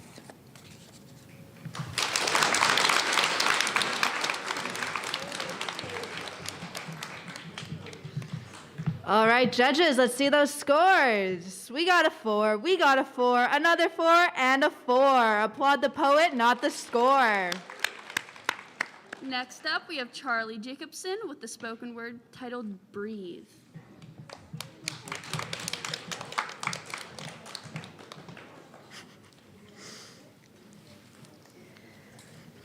Spelling. It's like a fight with my brain to spell out a word. Who knew by going to school I would have to sound out every word? Breathe. Just think about it. Sound it out. The struggle to move my fingers just to type or write a word. Frozen. I am frozen with the ability to not spell a word. It's on the tip of my tongue. Breathe. Just think about it. Sound it out. How do I spell? That's the question every day, almost every class. Breathe. Just think about it. Sound it out. The letters float around in my mind, but yet can't seem to come together. Hey, how do I spell? The letters just can't seem to be in order. Breathe. Just think about it. Sound it out. The words on paper dance around me and laugh at me. The feeling of not knowing swallows me whole, and I can feel myself turning small. Breathe. Just think about it. Sound it out. I step into class. I sit down. It's a test. I know the answer, yet can't seem to spell. If I can only have a better phonological awareness. Breathe. Just think about it. Sound it out. If only it worked that way for me. Charlie, can you read? ... My stomach drops. My heart is racing. Breathe. Even though the challenge of spelling taunts me, I manage to work around it. Breathe. Just think about it. Sound it out. Click, click, click. My mind is like a camera trying to remember every single word in the whole wide world. In my mind of chambers, files and files of words are cramped to try and fit into my mind, yet some seem to fall through the cracks. I practice and I practice every day to get good grades, but the challenge of spelling can seem small, but it can cut much deeper. Breathe. Just think about it. Sound it out. Having an IEP can come with challenges. Many days I remember sitting in my dining room and my family trying so hard to help me, but their voices had just sounded like a foreign language to me. Sitting, staring, and waiting at the book, trying so hard just to sound out a word. I would never not want to have an IEP because it has made me for who I am today. It has taught me to not give up. Breathe. Just think about it. Sound it out. Or so they say.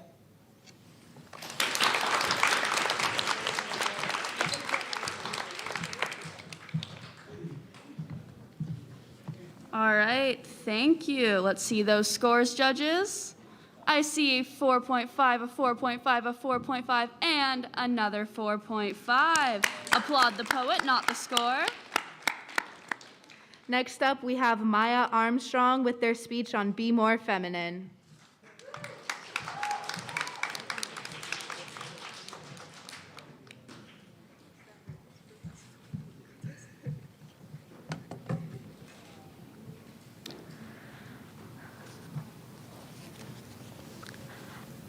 I am a woman in the 21st century, but sometimes I wish I was a man, not because I want to be a man, but because some days it simply feels so hard to be a woman. Be more feminine, something I was told for the first time by my uncle when I was 7 because I wore pants to my grandpa's funeral, growing up with the idea that I must be feminine, stand tall, good posture, fake smile, because no one should know what you're really feeling. Be more feminine, something I was told walking home from school by a middle-aged man yelling it out his car. I was 10. Be more feminine, something I was told again when I was 13 by a staff member at my school. I was wearing men's shorts and a Hawaiian shirt because it was 36 degrees outside. I thought I had escaped these words. I know now that I don't need to escape them, but fight them. I don't need to look perfect or stand tall with grace. I don't need to be able to balance books on my head or earn a tiara at prom, but sometimes I wish I was a man. Not because I want to be male, but because of the stress that comes with being female. I would be able to dress comfortably without being told I look like a slob, or I could show my sadness without a stranger telling me, "You look prettier when you smile." When a man gives his opinion, he's a man. When a woman gives her opinion, she's a bitch. Bette Davis said this. She was called a bitch by all of her coworkers. If I were a man, I could escape the discrimination. I wouldn't make 77 cents per dollar. I wouldn't have society telling me that I need to stay feminine just because they expect me to. I wouldn't need to worry about walking at night or wonder if I have my knife. I could wear what I want without worrying that I might be asking for it. I wouldn't have fake phone calls saved to my phone in case I feel uncomfortable driving with someone's dad.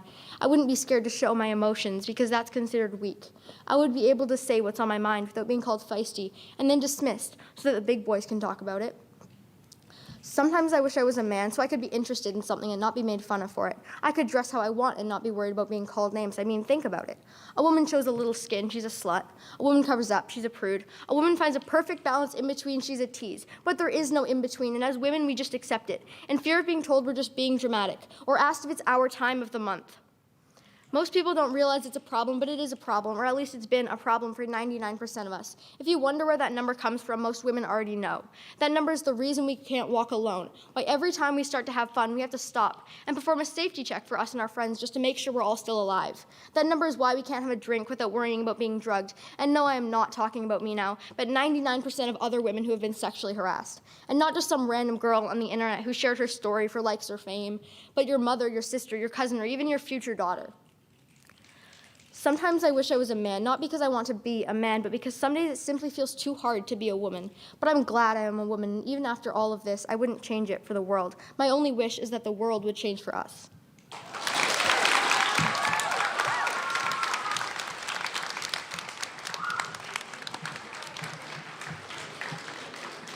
All right, judges, let's see those scores. We got a 4.5. We got a 4.5, another 4.5, and a 4.5. Applaud the poet, not the score. Next up, we have Megan and Kaylee with Don't Take Life for Granted.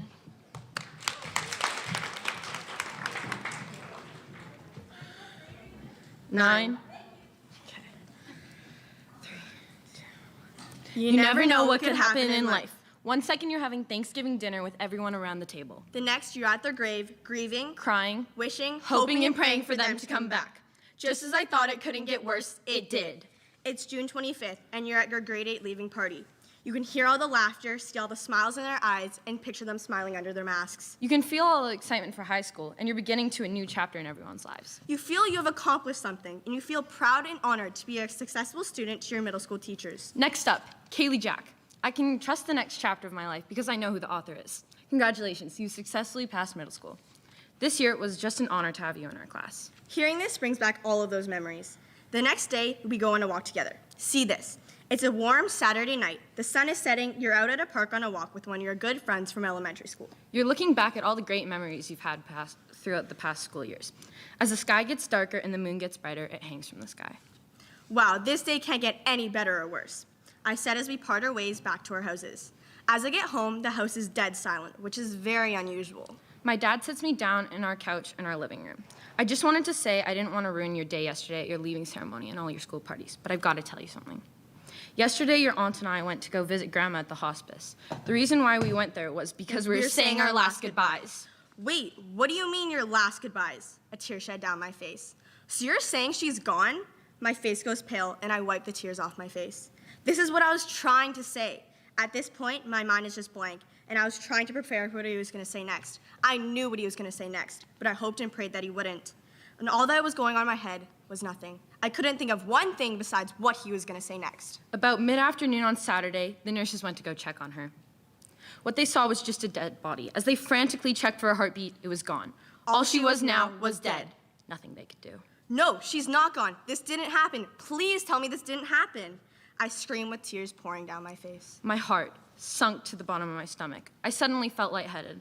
I sat there for about 2 minutes, not doing anything, just frozen. All that's running through my head at this point is that she's gone. I will never see her again. She's gone. I'm so proud of you. You're so beautiful, smart, and a very good kid. You've made me so proud in these past 13 years. Don't worry about me. I'll be just fine. I love you. I'm sorry, what was that? The last thing she said to me. We knew this was going to happen sooner or later, but she proved the doctors wrong when they said that she would only have a month left to live. She lasted 5 months battling cancer and COVID. Her body just gave up, and she couldn't take it anymore. She's in a better place now, and that's all that matters. June 26th, time of death, 3:10.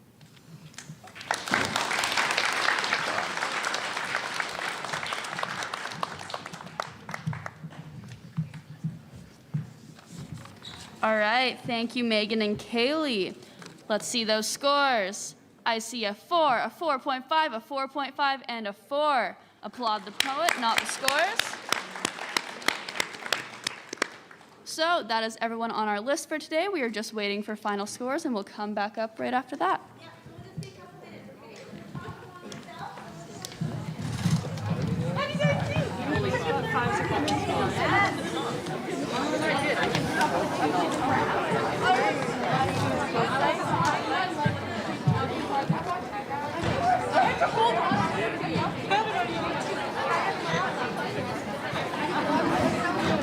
I was blank after.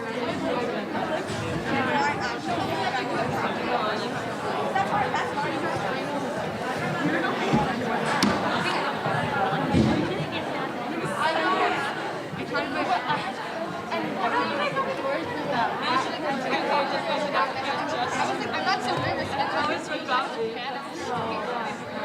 So I guess I guess so.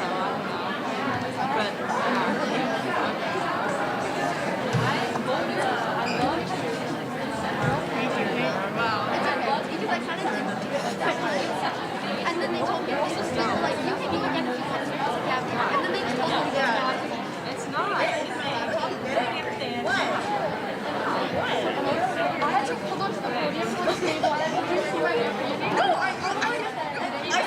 I literally saw you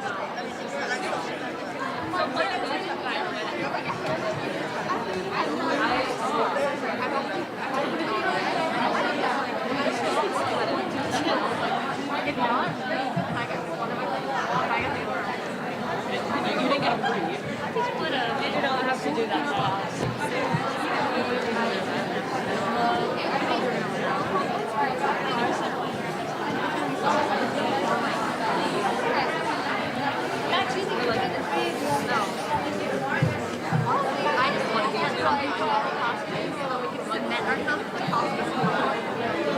I'm gonna go up to this one. You should give me 100%.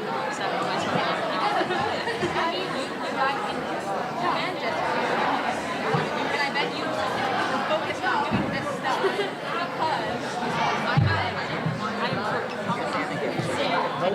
Did you bring your Secret Santa gift today? No, I didn't. Wait, what is it? What day is it? It's the Secret Santa Day. I didn't get the gift yet. I was gonna get it. I got it on. Because you're not going to be here tomorrow, right? Yeah. I remember.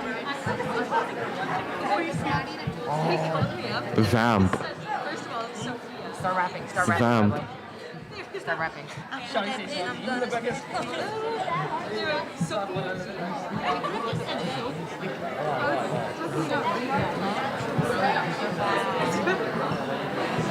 Say something on that. Go. I guess that's No. Start rapping. Start rapping. Come on. No, bro, they're gonna be like, oh no, why? It's not like you can get kicked out. It's not like you're not even the control. We're not allowed up here, bro. What are we? We're not allowed up here. No? Yeah. You know why? You wanna know why? You know why? Because I'm brown. That's why.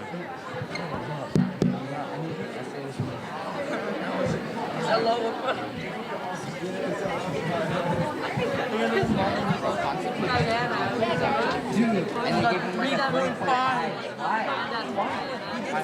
I've never met someone from so like everybody. Yeah, it is. It's so good.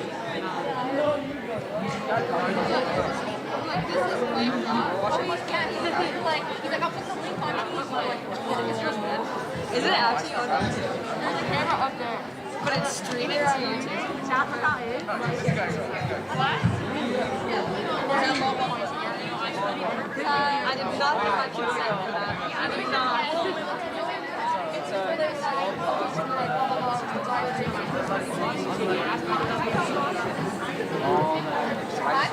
I wanted to say something. No, that like literally everyone would get mad.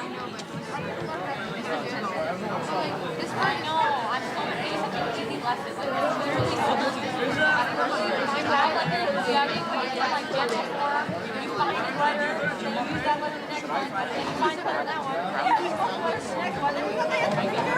And you can have explained that to you tomorrow. Or at lunch, and like, School has Friday here. Yeah. Every Friday. Gather up in some place. and then at the end, there was one question where it said like X plus 12 is 15. And I was like, oh, and then you just like, you thought right there, like, 55, so I was 17. And he's like, no, you have to do minus 12 on both sides. And then you have to look at X plus 15. And I was like, what other answer could make sense?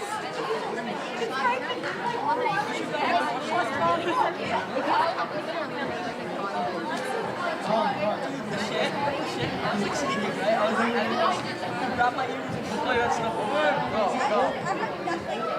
Yeah, it's all shit. Not for Rudy. That's my sport. It's all Levi. I'll start singing it all. Oh God, she's up, guys. She's up and she's running. Oh, bye-bye. She's stomping off. She's like, you didn't pick the person I wanted. I'm gone. We don't have to kill him, not the score. This tastes good. Yeah, we got 2 homework.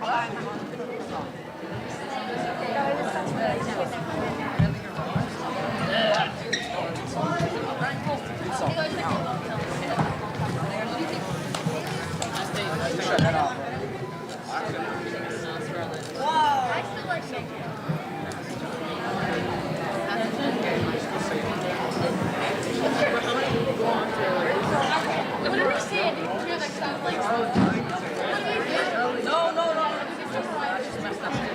I don't know what that means, but that's what my ecology after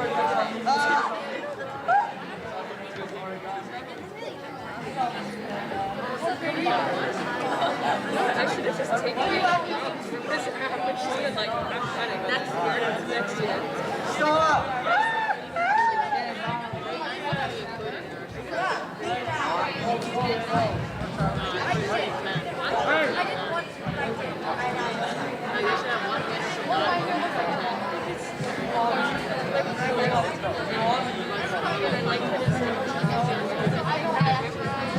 All right, if everyone could take their seats and quiet down.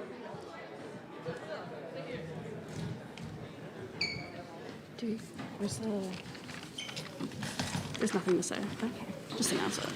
Start with the second place. Okay. So we're gonna first start off with the grade 9s, but can we first get a round of applause for all our grade 9 contestants?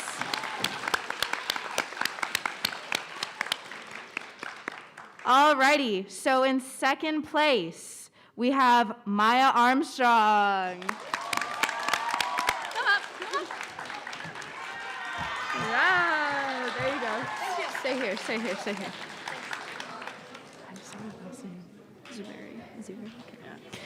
And, oh, okay. At the end? Now? Okay. Okay. And in first place, we have Mariah Zuberry. Thank you. Yes. Okay, where's the camera? Over there? Who's taking it? No? Right here. Right here. Okay. Are we in the? Are we? We're gone. Move over. Oh, don't go for the mics. Go to the side. Okay. Go to the side. Yeah. This side? Perfect.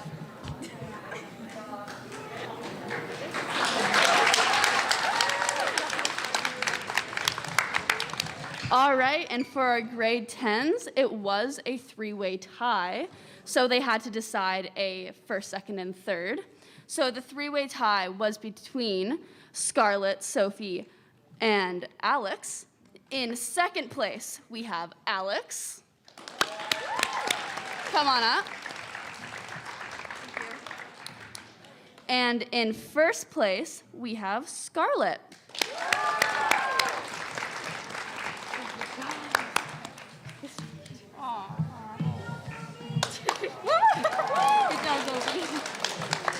Sophie, go for picture 2. Come for picture. Come on. Good job. Who's taking a picture? That random guy in the front.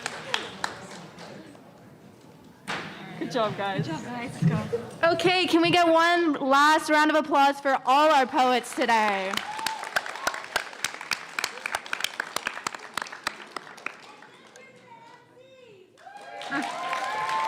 Thank you. All right, have a nice day.